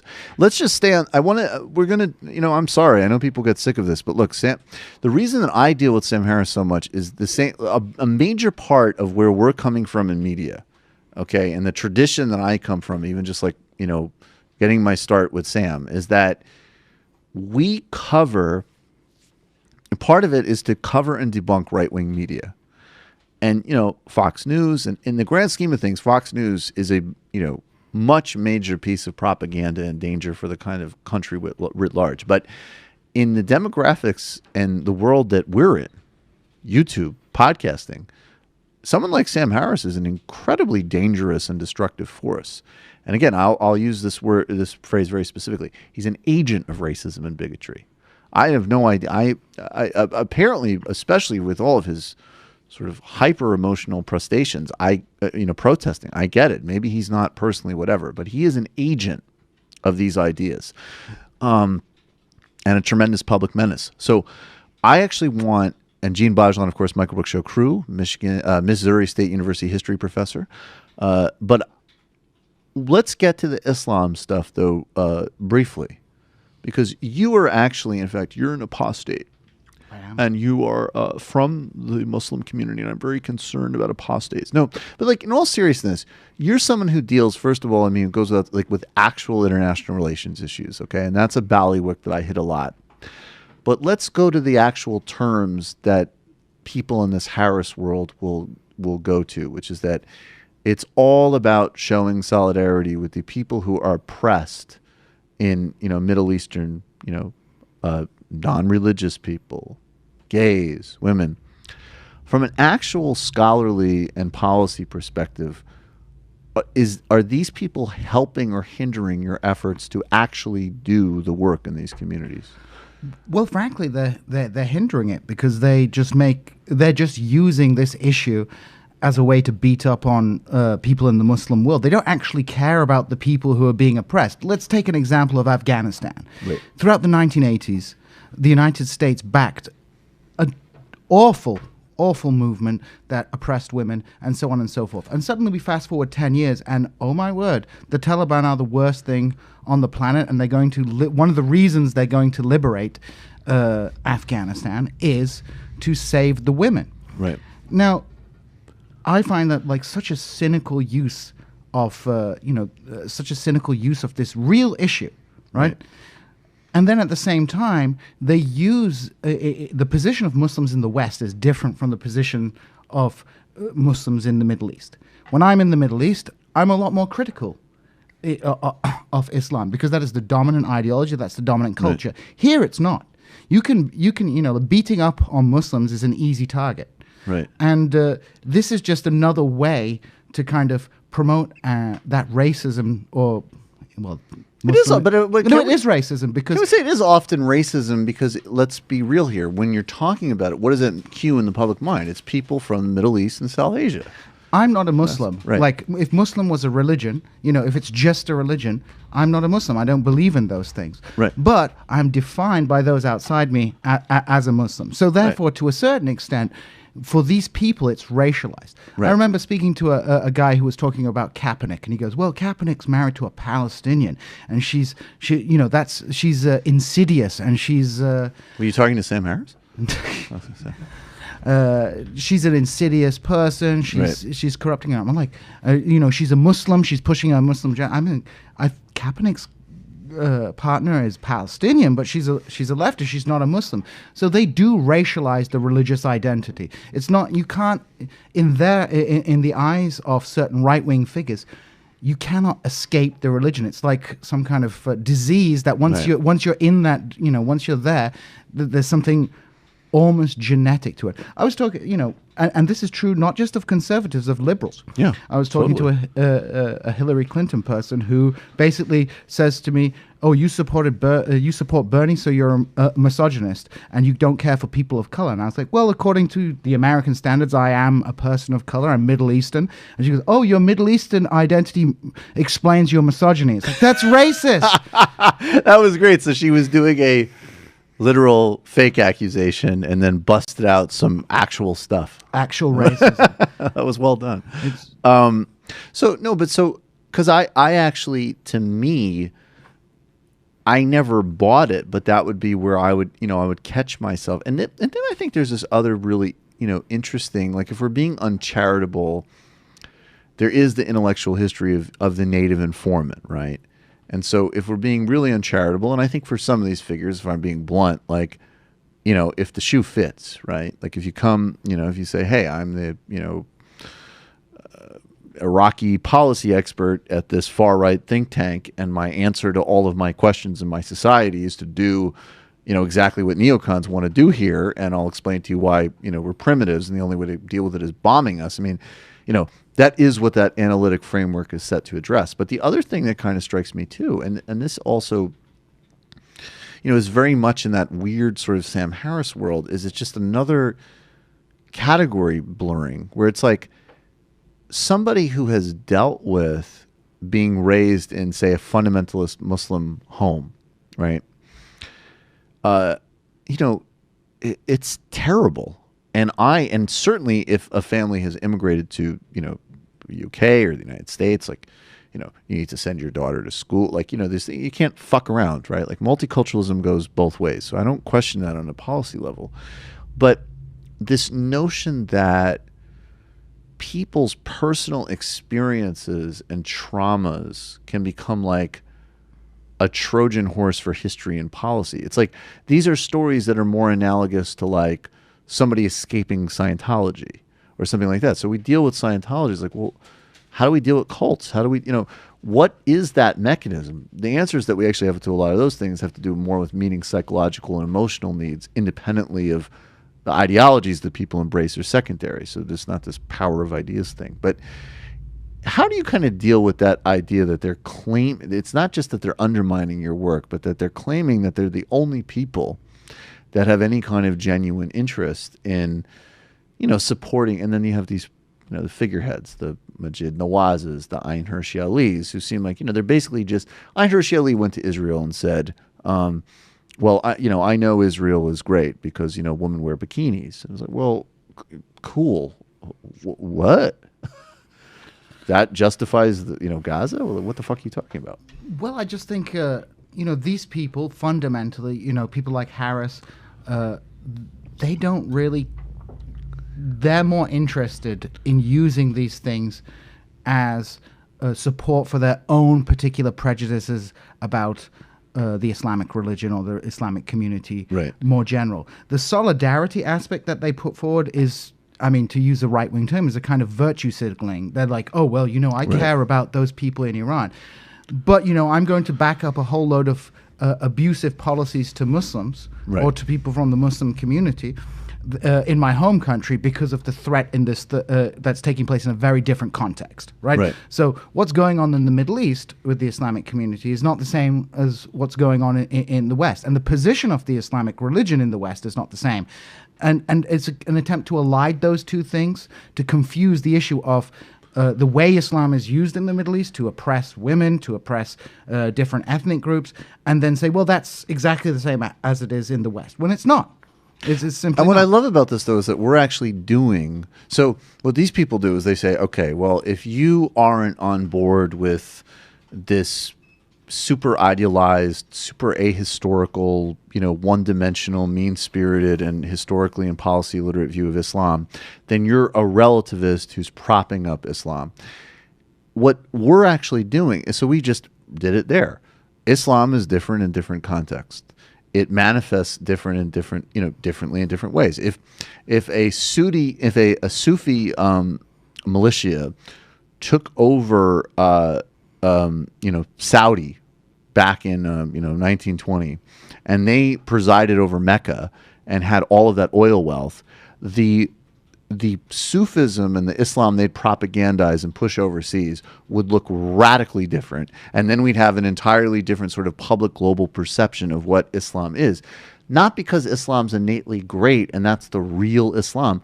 All of this is Islam. There's no real Islam. It's just positionality. So when you actually do this, you're not excuse making. You're just having the basic building blocks of an adult conversation.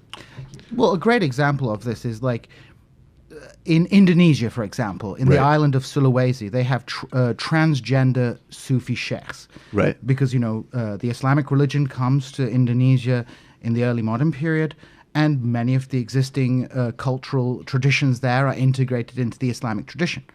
Are those people any less Muslim than people in in Arabia? I mean, at the end, and these people like Harris would say yes because they read a Quran translation, and there's just this sort of awe-inspiring arrogance of that. It shows a I mean, Harris said it in terms of American history. He said, "Oh, the weight of American history doesn't matter," and he has a similar approach to Islam. He reads the Quran, the Hadith, and all these things in a decontextualized way. He assumes, ironically, he is accepting the fundamentalist narrative about what Islam is. If you're a historian, we can't make 100% certain statements about early Islamic history. There is a variety in the historiography of early Islam. There's a variety of points of views, going from those people who accept the Quranic story at face value to those people who say the Quranic story was invented 200 to 300 years afterwards as a way of retroactively separating the Muslim community from the Jewish community from which it emerged. Now, I'm not going to come down on any side of that historiography, but what I find particularly galling, and I don't want to be credentialist here, I have a degree in Oriental Studies from a prestigious university. Say it. Yeah, I'm from Oxford. TMBS, motherfucker. We go hard. Oxford, what? Oxford Fuck bros here. in the house. Oxford, exactly. Sorry. But Mom's trust fund enabled little PhD from USTLA doesn't look as strong anymore, does it? Well, sorry. And I ad hominem. I wouldn't feel confident of making pronouncements on Islamic history. It's not my field of expertise. I'm a historian of the late Ottoman Empire. Now, of course, as part of my career, I have to teach and things like that. But someone like Sam Harris, who doesn't understand the historical context, doesn't understand the languages, doesn't understand the nuances, there are many different traditions of Islam. I don't believe in Islam. I don't believe in God. And, in the past, I was a more militant atheist. But, we have to be realistic about who these people are. And there is everyone who says, like, in my point of view, if you say you're a Muslim, I will accept that you're a Muslim. Right, of course. You might believe a very idiosyncratic form of Islam, but I'm not going to try and homogenize a religion that is, to a certain extent, incoherent. By the way, I just want to say if the Sufis took over Mecca, much more useful thought experiment for figuring out real things than would probably get high. Than what if Jews didn't win marathons or something? We didn't even pull that, but it was another great highlight of that debate. And it was literally like Sam Harris going on, like, Jews don't win marathons, and what if we made that anti-Semitic or something? And Ezra Klein actually, it was like the first moment, and there was like a cosmic meeting where at the same time we both were like, what? Did you just make like a fucking weird running analogy and compare that to history of like American like slavery through Jim? And then of course and Sam did something. It's so Sam, of course. Like, yeah, I did. Because he's a fucking lunatic. All right, let's talk about real solidarity. What's going on in Kurdistan? What can we do? Well, at the moment, the Turkish military is in Afrin, and they're threatening to attack Manbij, which is a town on the western side of the Euphrates River, which is the frontier between the Turkish occupied zones in Syria and the places occupied by the Kurdish forces. Right. And it's important to note here, like, the fall of Afrin is a kind of self-contained event. Afrin was always disconnected from the rest of the Kurdish territory. And perhaps more importantly, and this is important for your listeners, if we're going to say somebody betrayed the Kurds over Afrin, the primary people are the Russians. Because Afrin had Russian observers in it, it was under Russian protection, and that operation could not have taken place without Russian acquiescence. Right. Now, of course, the United States and other countries didn't do anything to alleviate that. But, I mean, if we're looking to place blame, it is Russia that is at the heart of this. So the PYD seems to have withdrawn from those regions.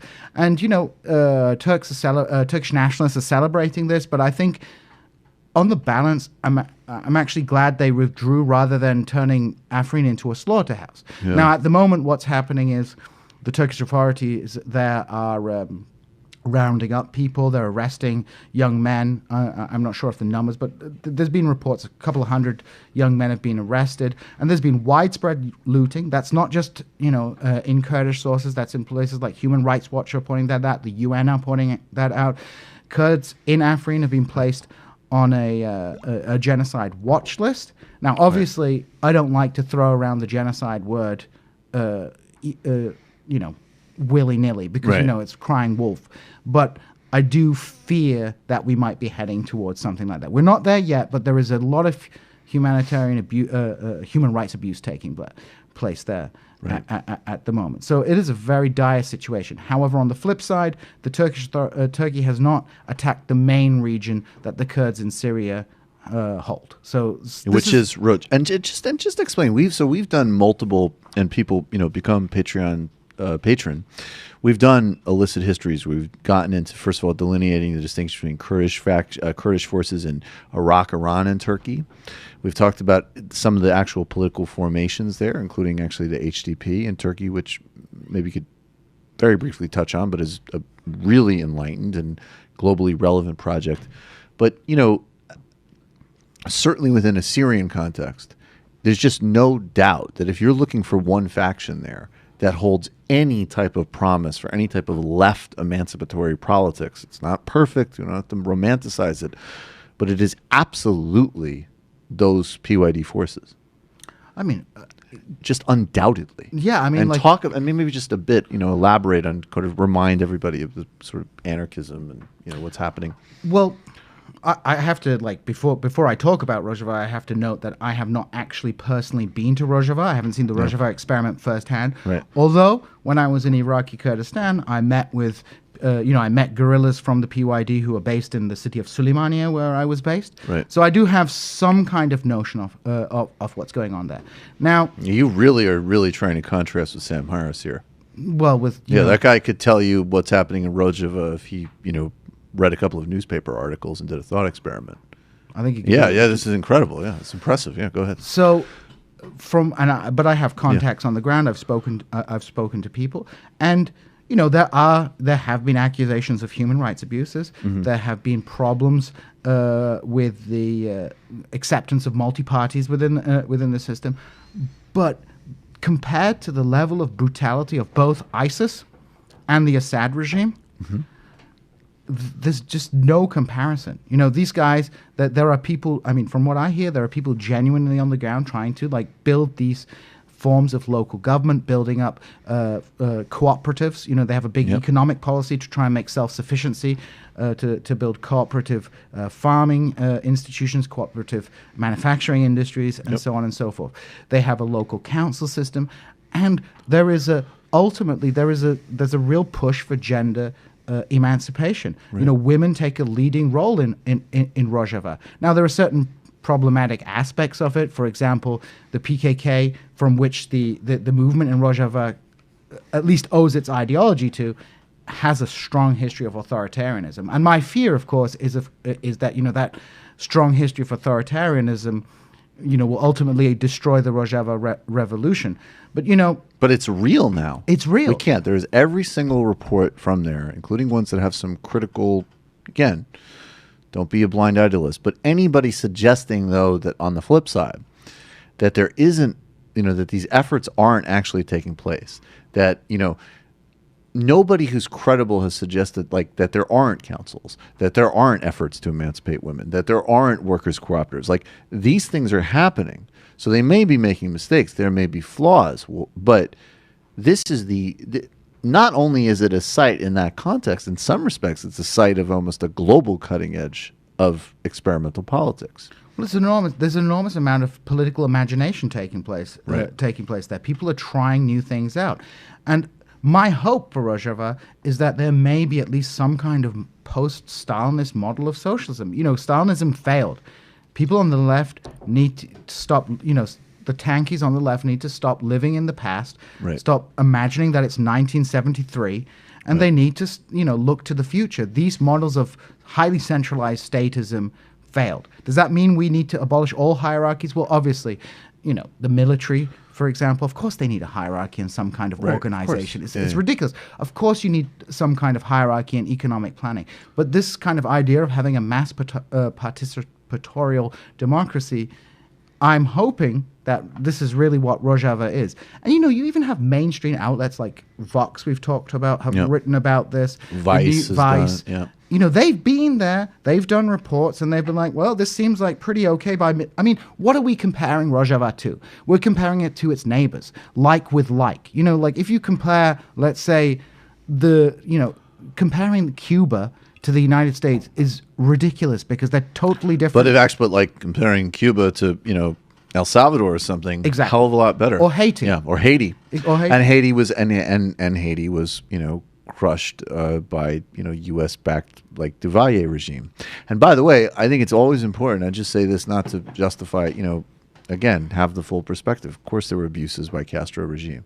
But if you look at, especially someone like Che, who, you know, again, regardless of whatever the full record was, certainly started as, there was a time in his career where this guy was very much an idealist. And there was a lot of the energy that made the Cuban Revolution violent after seizing power was because these guys saw what happened in Guatemala. So, you know, Jacob Arbenz wins a democratic election. They're trying to do gentle reforms, and the CIA and the oligarchs, done. You're out. So, you know, there's also really worth realizing what the lessons are. And the way it's relevant to a Kurdish context, and my God, for fucking tankies who sit on their asses and make, you know, big moral statements about how the Kurds should deal with U.S. forces. I mean, you're sitting on your ass, and these people are not only generating a very worthwhile and respectable political statement, they're also trying to, you know, not all get murdered and genocided.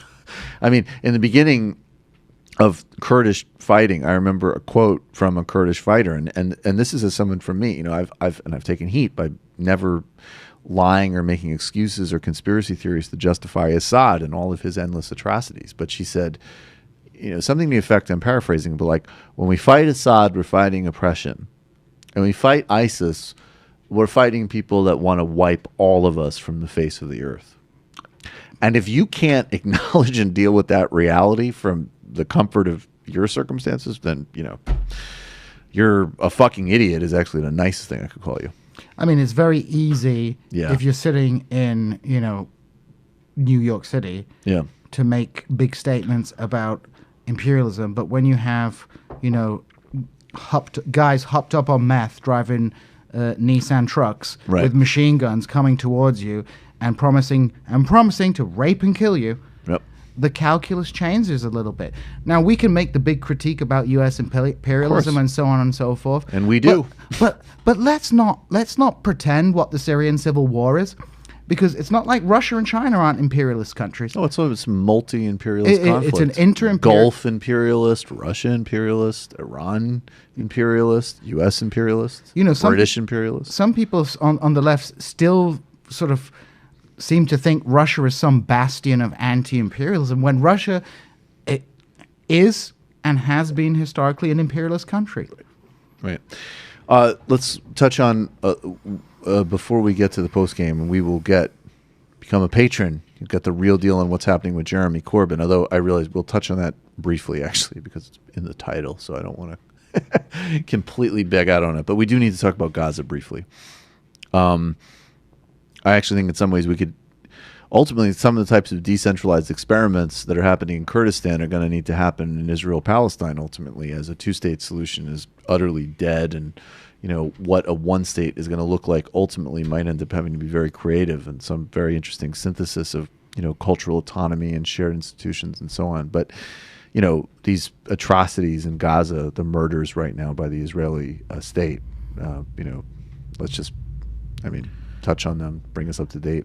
I mean, as far as I know, I mean, so far we have 31 deaths and far more people injured, and you know, well, of course, on the right wing of Israeli discourse, it's like, which is the Israeli discourse.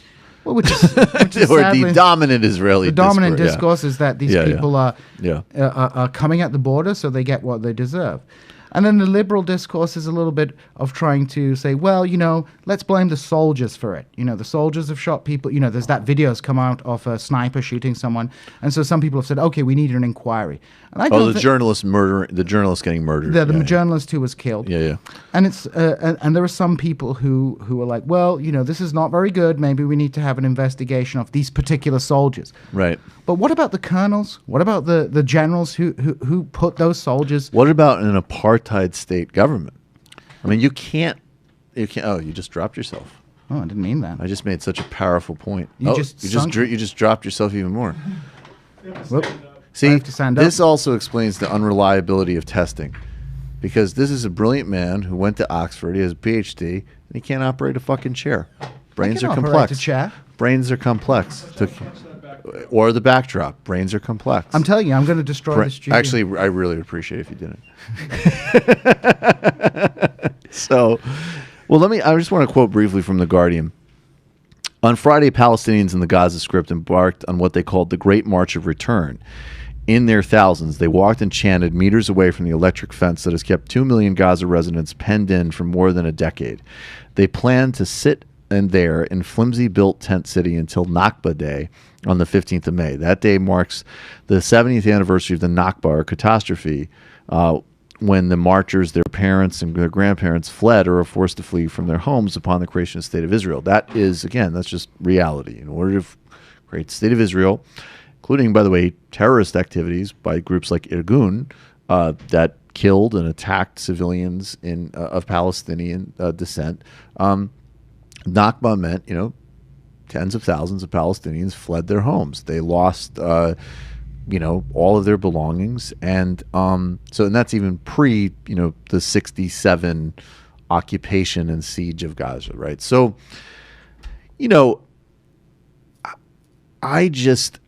I think to the extent that this is relevant, I mean, we'll get to this anti-Semitism thing in a second, and I'll say, just to touch on that briefly, the only people that are interested in equating anti-Judaism, bigotry towards Jews, one of the most powerful destructive forces in human history, with Zionism are people who are supporters of Israeli apartheid and human rights abuses, and also, bigots against Jews. Those are the two forces. So any type of solidarity work on the left that rightly confronts Israel for, just sort of endless atrocities, that doesn't also confront anti-Semitism. It's not just, virtue signaling. It's actually absolutely politically and morally necessary. Beyond that, I think the other way in which this is revealing, because one of the great sort of hypocritical and disgusting talking points of Israeli policymakers and intellectuals is always like, first of all, the immense presumptuousness of this is actually astonishing. So the idea that people who are presiding over the oppression could be giving prescriptions for those who are resisting is disgusting. Now, that's separate. We all agree. Look, suicide bombing, attacking civilians, you have to oppose that period, because if you don't oppose that period, then you don't have a foundation for anything. So if you can't, it's not the same thing, but we oppose targeting civilians is wrong, period. It doesn't matter the context. And if you can't get behind that, you're not going to be able to build a foundation for, greater struggles for equity. But that being said, Israeli people used to come out, Israeli leaders would say, why can't, when is the Palestinian Gandhi or Nelson Mandela? Which, again, it's mind-bogglingly offensive that they would have the gall to, have a prescription for the Palestinians that they're oppressing. But the freak out amongst Israelis about the nonviolent BDS movement, boycott, divestment, sanctions, about actions like this, which is literally Gazans saying, we're going to do a sit-in. This march I just described is, in fact, of that more Gandhian or, even in its more provocative ways, ANC tradition. This isn't terrorism. This isn't rockets. This isn't, nobody's in jeopardy here. And anybody who would tell you otherwise is lying. And Israel is more freaked out about these activities than ever. And the reason is and it really reveals the truth of the matter, which is that they're committed to this siege and this occupation as a political project. It's not a necessity that they wish they couldn't do but have gotten dragged into. This is the nature and the design of the Israeli state. And they're freaked out about nonviolent resistance because it exposes clearly and forthrightly exactly what the situation is. And now the fact that these people are literally being murdered while they do this, if this isn't clear to you at this point, nothing will make it clear. Well, I totally agree. I mean, like, if we look at the way that the conflict is framed often, right. You know, before the 1990s, it's possible to frame this as a kind of Israel's the David and the Arabs are the Goliath, right? Mm-hmm. So, you know, you have this Arab-Israeli conflict, which means Israel versus this huge Arab world. But since the peace process, since 1979, and then I think Jordan, you know, Egypt. Egypt, that was 79, right? Yeah, 79 is Egypt. In the early 90s, there's a Jordan peace deal. Sort of the Arab-Israeli conflict is de-internationalized. So now all you're left with Israel ruling over these territories. Now the discourse in Israel is, oh, we've left Gaza. What do they want from us? And it's like, well, you know, you've put them all in a... It's an open-air prison where they can't even get medicine. It's like Escape from New York. Yeah, you know, like, right, exactly. I mean, that's one of the most fatuously disingenuous... I mean, look, in the West Bank, you have the only faction left that's committed to the Oslo process, which is the PA, and they operate almost as security subcontractors for the Israelis, and they're behind a metal fence and a wall, and then inside they can kind of function semi-normally, although they're literally inside a wall and occupied. Well, people call them the Israeli company there. Yeah, that's what they are. And then in Gaza, there are, I mean, it's an open-air prison. That is, it's not hyperbole. It's literally the only way to describe that situation. The most densely populated part off the planet. I mean, right. And it's got atrocious conditions in. So of course it's going to be an incubator for all kinds of things. Now I don't pretend to know any solutions for this. I don't pretend to I can't give the Palestinians advice on this kind of things, but or even the Israelis. It's I'm not there on the ground. I don't know all the things, but it strikes me, it's becoming increasingly difficult for the Israelis to present themselves as the sort of the weaker side in this conflict. Well, I mean, that's just demented. But that's I mean, yes. I mean, that hasn't been viable for ages, but I agree in the media discourse. In a general global sense, the entire sort of narrative enterprise of conservatism is to portray the oppressor as the oppressed. Right. And, this is true amongst sort of white nationalists in the United States. Right. It's true amongst Israelis. Right. And, for this right-wing government to hop up in Israel, which is doing all kinds of terrible things for the Israeli people, right, is... and, of course, and also targeting African migrants as well. Incredibly cruel, racist policy. Deeply corrupt government. Yeah. It's true, and a deeply problematic system for many Israeli citizens as well. Right. I don't have the visceral hatred. There are some people on the left whose hatred for Israel goes a little bit, further than the, just indignation at what's going on in Israel-Palestine. Sometimes people have suspicious motives, I would say, about why they attack Israel. Right. I mean, I would divide people into two halves. There are people who seem to be more interested in bashing Israel, and those people who are more interested in showing solidarity with Palestinian people. But I cannot understand how anyone can see in this current situation anything but, the use of tremendous amount of violence against a largely peaceful protest. You know what it is, though? I mean, the thing, though, the reason, and this will be a good transition. We'll do a couple minutes on Jeremy Corbyn, but the reason that people get angry, stipulating that there's some people who, as I say, they are in fact anti-Jewish, and they do in fact use Israel as part of that. That's real, and that's a problem. But particularly in the United States, there is no analogous conversation. So, in other words, even if somebody says and they decide that they're going to, defend, I don't know, Saudi Arabia or something, there's no, and even in the 80s, if you study apartheid, the only people that were saying that the apartheid system in South Africa was justified and appropriate were actually, I guess, the type of people that would be all over the administration today. But at that time, other than, and there were some people in the Reagan administration that certainly held that view, but mostly by the late 80s, and Congress actually overrode Reagan's veto of sanctions against South Africa. And South Africa is absolutely the closest analog situation. That people who defended apartheid South Africa did so on very realist grounds, like this is part of an anti-communism strategy in the African hemisphere, and and blah blah blah, this sort of thing. The fact that so many people maintain a stance of Israeli democracy and morality in the face of just, in certain areas, actually, nothing exceptional, nothing the United States doesn't do, nothing Russia doesn't do, nothing China doesn't do. In other ways, it is actually a pretty exceptional situation. That type of apartheid situation is quite noticeable in the modern world.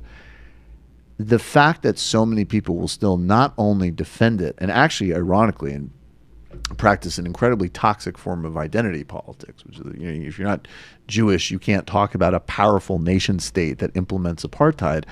I think, at least for me, that's the reason that there is some irritation behind it, because it's also the gaslighting. It's also that you're literally, not only are you not confronting the obscenity of the situation and not seriously thinking about what would work to create well-being and security for everybody there, Jewish and Christian and Muslim and everybody, right? But that you're actually trying to legitimately say, in the face of just every type of reality, that there's a bombing. They drop a bomb, it kills kids on the beach a couple years ago. They bomb a UN school, and not only are they not going to say that they oppose that, or not only they're not going to say, well, I have a different policy answer, but of course that's wrong. They're going to still say that this is the most moral army in the world and you're anti-Semitic. It is like dealing with it's like dealing with any other cult, but it's a cult that's been empowered. And that is very dangerous and very frustrating. And in the United States, unique to that conversation. I've been in other places where it strikes me oppositely, where I'm like, there isn't the kind of interference run here by your government or your elites for Israel, so why do you have the same fixation? And that is a very weird thing. But in the United States, especially because where anti-Semitism exists in the United States, is more along the lines of people who would be totally pro-Israel. So it's, anyways, I think that. But can you touch briefly what's going on with Jeremy Corbyn? Then we'll get to the postgame. What's the deal? Well, Jeremy Corbyn has been in trouble over anti-Semitism because of a Facebook post that he made defending a mural, which is undoubtedly an anti-Semitic. Do we have that mural, Matt? I think we have the mural. We'll put it up. This is the undoubtedly, and I agree with you, this is absolutely an anti-Semitic, anti-Jewish mural, no doubt about it. But yeah, keep going. We'll throw it up on screen. Yeah, so you have this mural, and there have been stories about this, and this has been making a lot of hay in the media.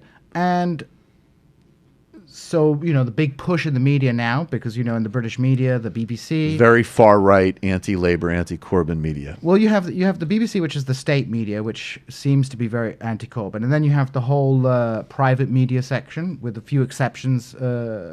Most of the main newspapers are anti-Corbyn. You have the Times, the Telegraph, and then you have the Daily Mail. You have the Sun. All these newspapers have been hammering home how anti-Semitic and unacceptable. So people, I'm not going to describe it. If you're listening to this as a podcast, I mean, this literally is like a group of Jewish bankers underneath a pyramid, all-seeing eye, playing the world like a giant chessboard. This is, and on top of basically enslaved people of color. It's an anti-Semitic trope. There's no doubt about it. And it's a mural on the street. And apparently Corbyn endorsed this. I would imagine, politicians endorse a lot of things without due vetting. Not that that's exculpatory, but we can both acknowledge what it objectively is without overinflating its meaning. But anyways, go ahead. Yeah, so it's it's a deeply problematic post. And so this has exploded in the media. It's been used not only by the Tory press, but it's also been used by right-wing members of the Labour Party, and especially in the run-up to local elections in the United Kingdom.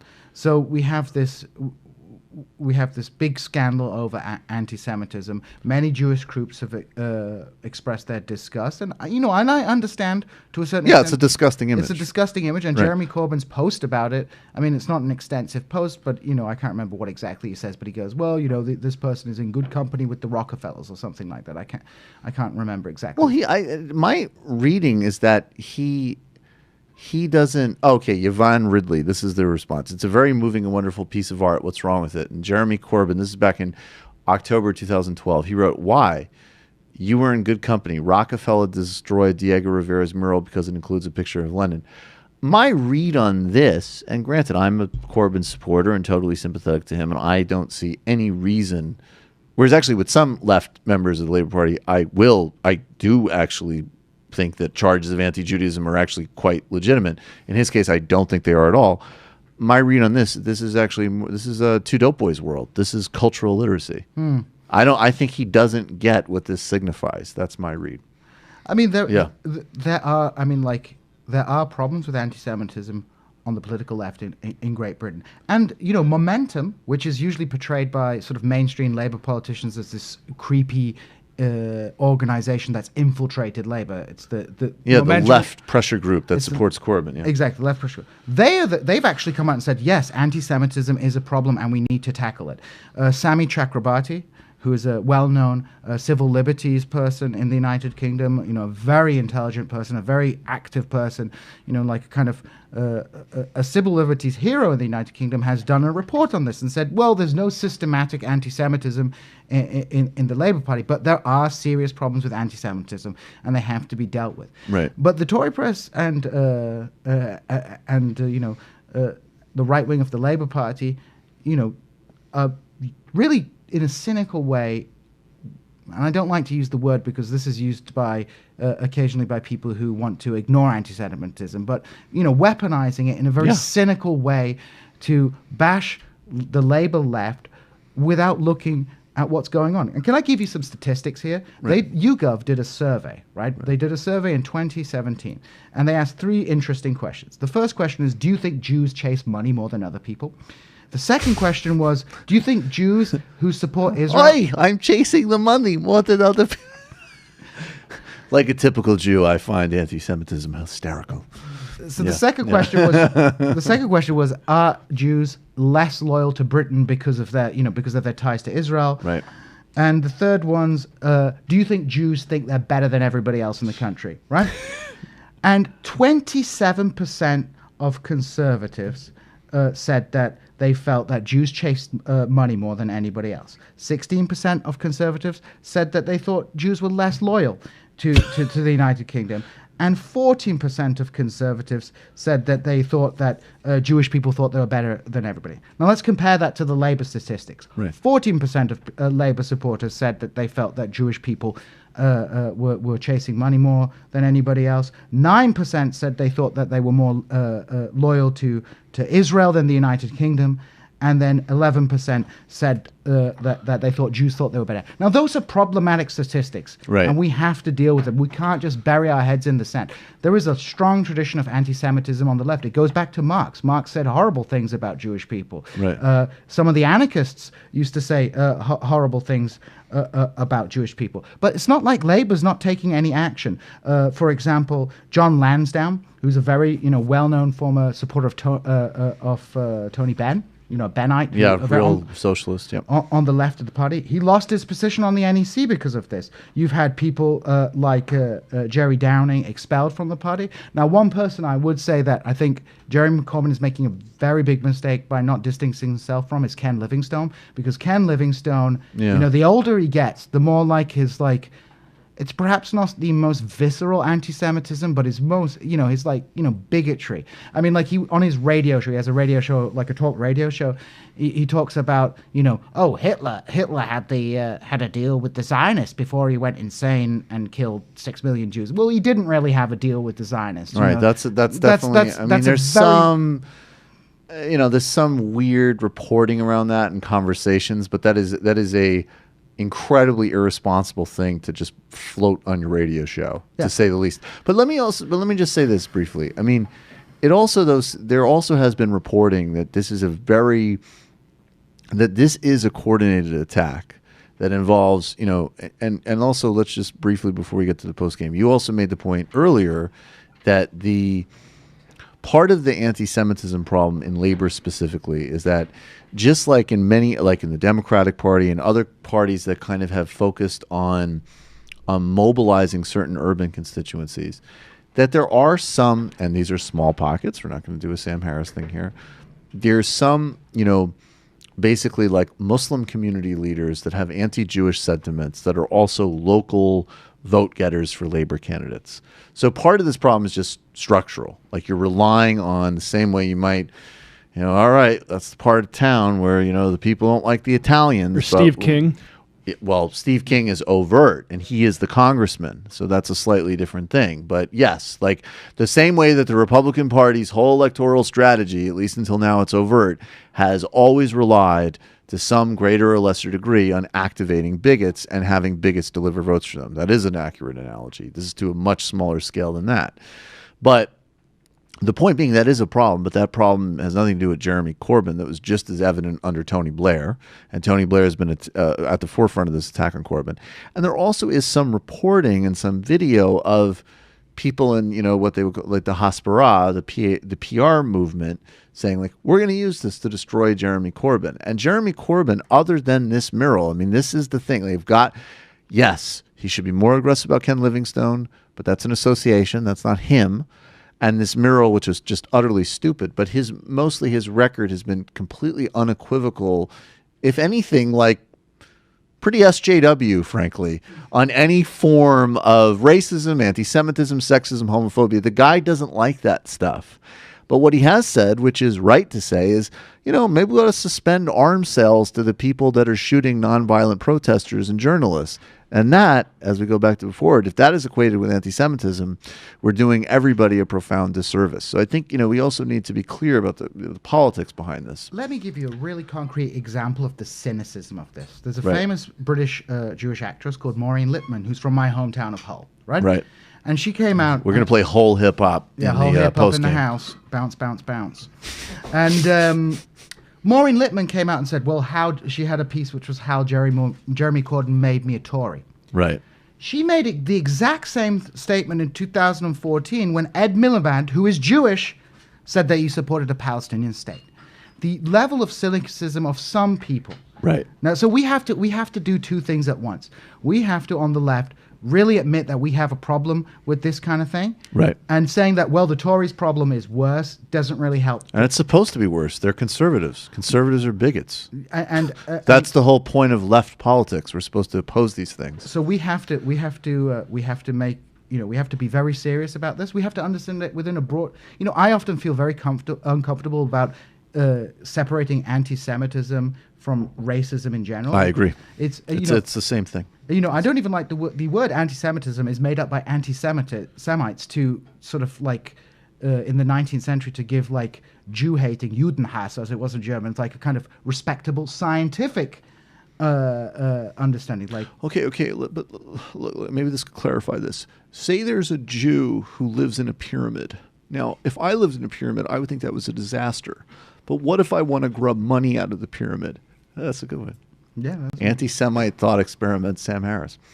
All right, go ahead, finish. Well, I mean, we have to accept all these things. Yeah. But like, as someone on the left, I don't feel I need to be taking lessons from Tories. If you go to if you search the Tory Facebook pages, right, the stuff about Muslims, about Poles, about even Jewish Polish people. Jesus Christ, that's big in the UK. Yeah. There's a lot of Polish people. That's amazing. Polish, I feel like they slot into the same way like Americans talk about Mexicans here. Right. Yeah, right. Poles. You find all kinds of nonsense. During Brexit, right, for example, what was the Brexit campaign scaring people with? They're going to let Turkey in the EU, and they're going to flood us with brown people. Right. What's the big whipping boy of the right-wing press? That PC culture is allowing Muslim rape gangs to go around. There's all, you go around... Wait, do that again? Muslim rape gangs. There's a bunch of Muslim... All right. I love to do fake right-wing shows like Waz and I do our Fox show. We're now going to do the British version. Like, what's happening up in Hull with the rape gangs? Bunch of rape gangs coming, touching our women. Bad touching our women. their Muslimic religion, bringing us the Iraqi law. Null because of the university professor. I'm not even doing fuck it. What I will do is Scotch thing. Okay, you can't even say what they are because you can't have a free exchange of ideas. Exactly. Whatever happened. I mean, so racism is a problem in Great Britain in general. Racism exists on the left, and specifically anti-Semitism or anti-Jewish feeling is a particular problem for the left. Definitely. And that is not a new thing. Because of the peculiar historical position of the Jewish people in Europe, you have this progressive anti-Semitism, which is not just Marx. You have Proudhon, the anarchist tradition, where the Jew is this kind of parasite on humanity. And this speaks to a bigger problem, and perhaps we'll get to it in the post game, but about the difference between seeing problems as capitalism as conspiratorial and systematic. If you take the conspiratorial approach, if you talk about elites and the 1%, that is very easy to turn into the classic Jew-hating nonsense that we're used to. So we have to be very clear. Like Marx and the people in the 19th century had some very unsavory views. Engels writes about vegetarians having smaller brains than everybody, like in the origin. Okay. I think we're creating a mess here because that's actually that's the latest of the scientific data.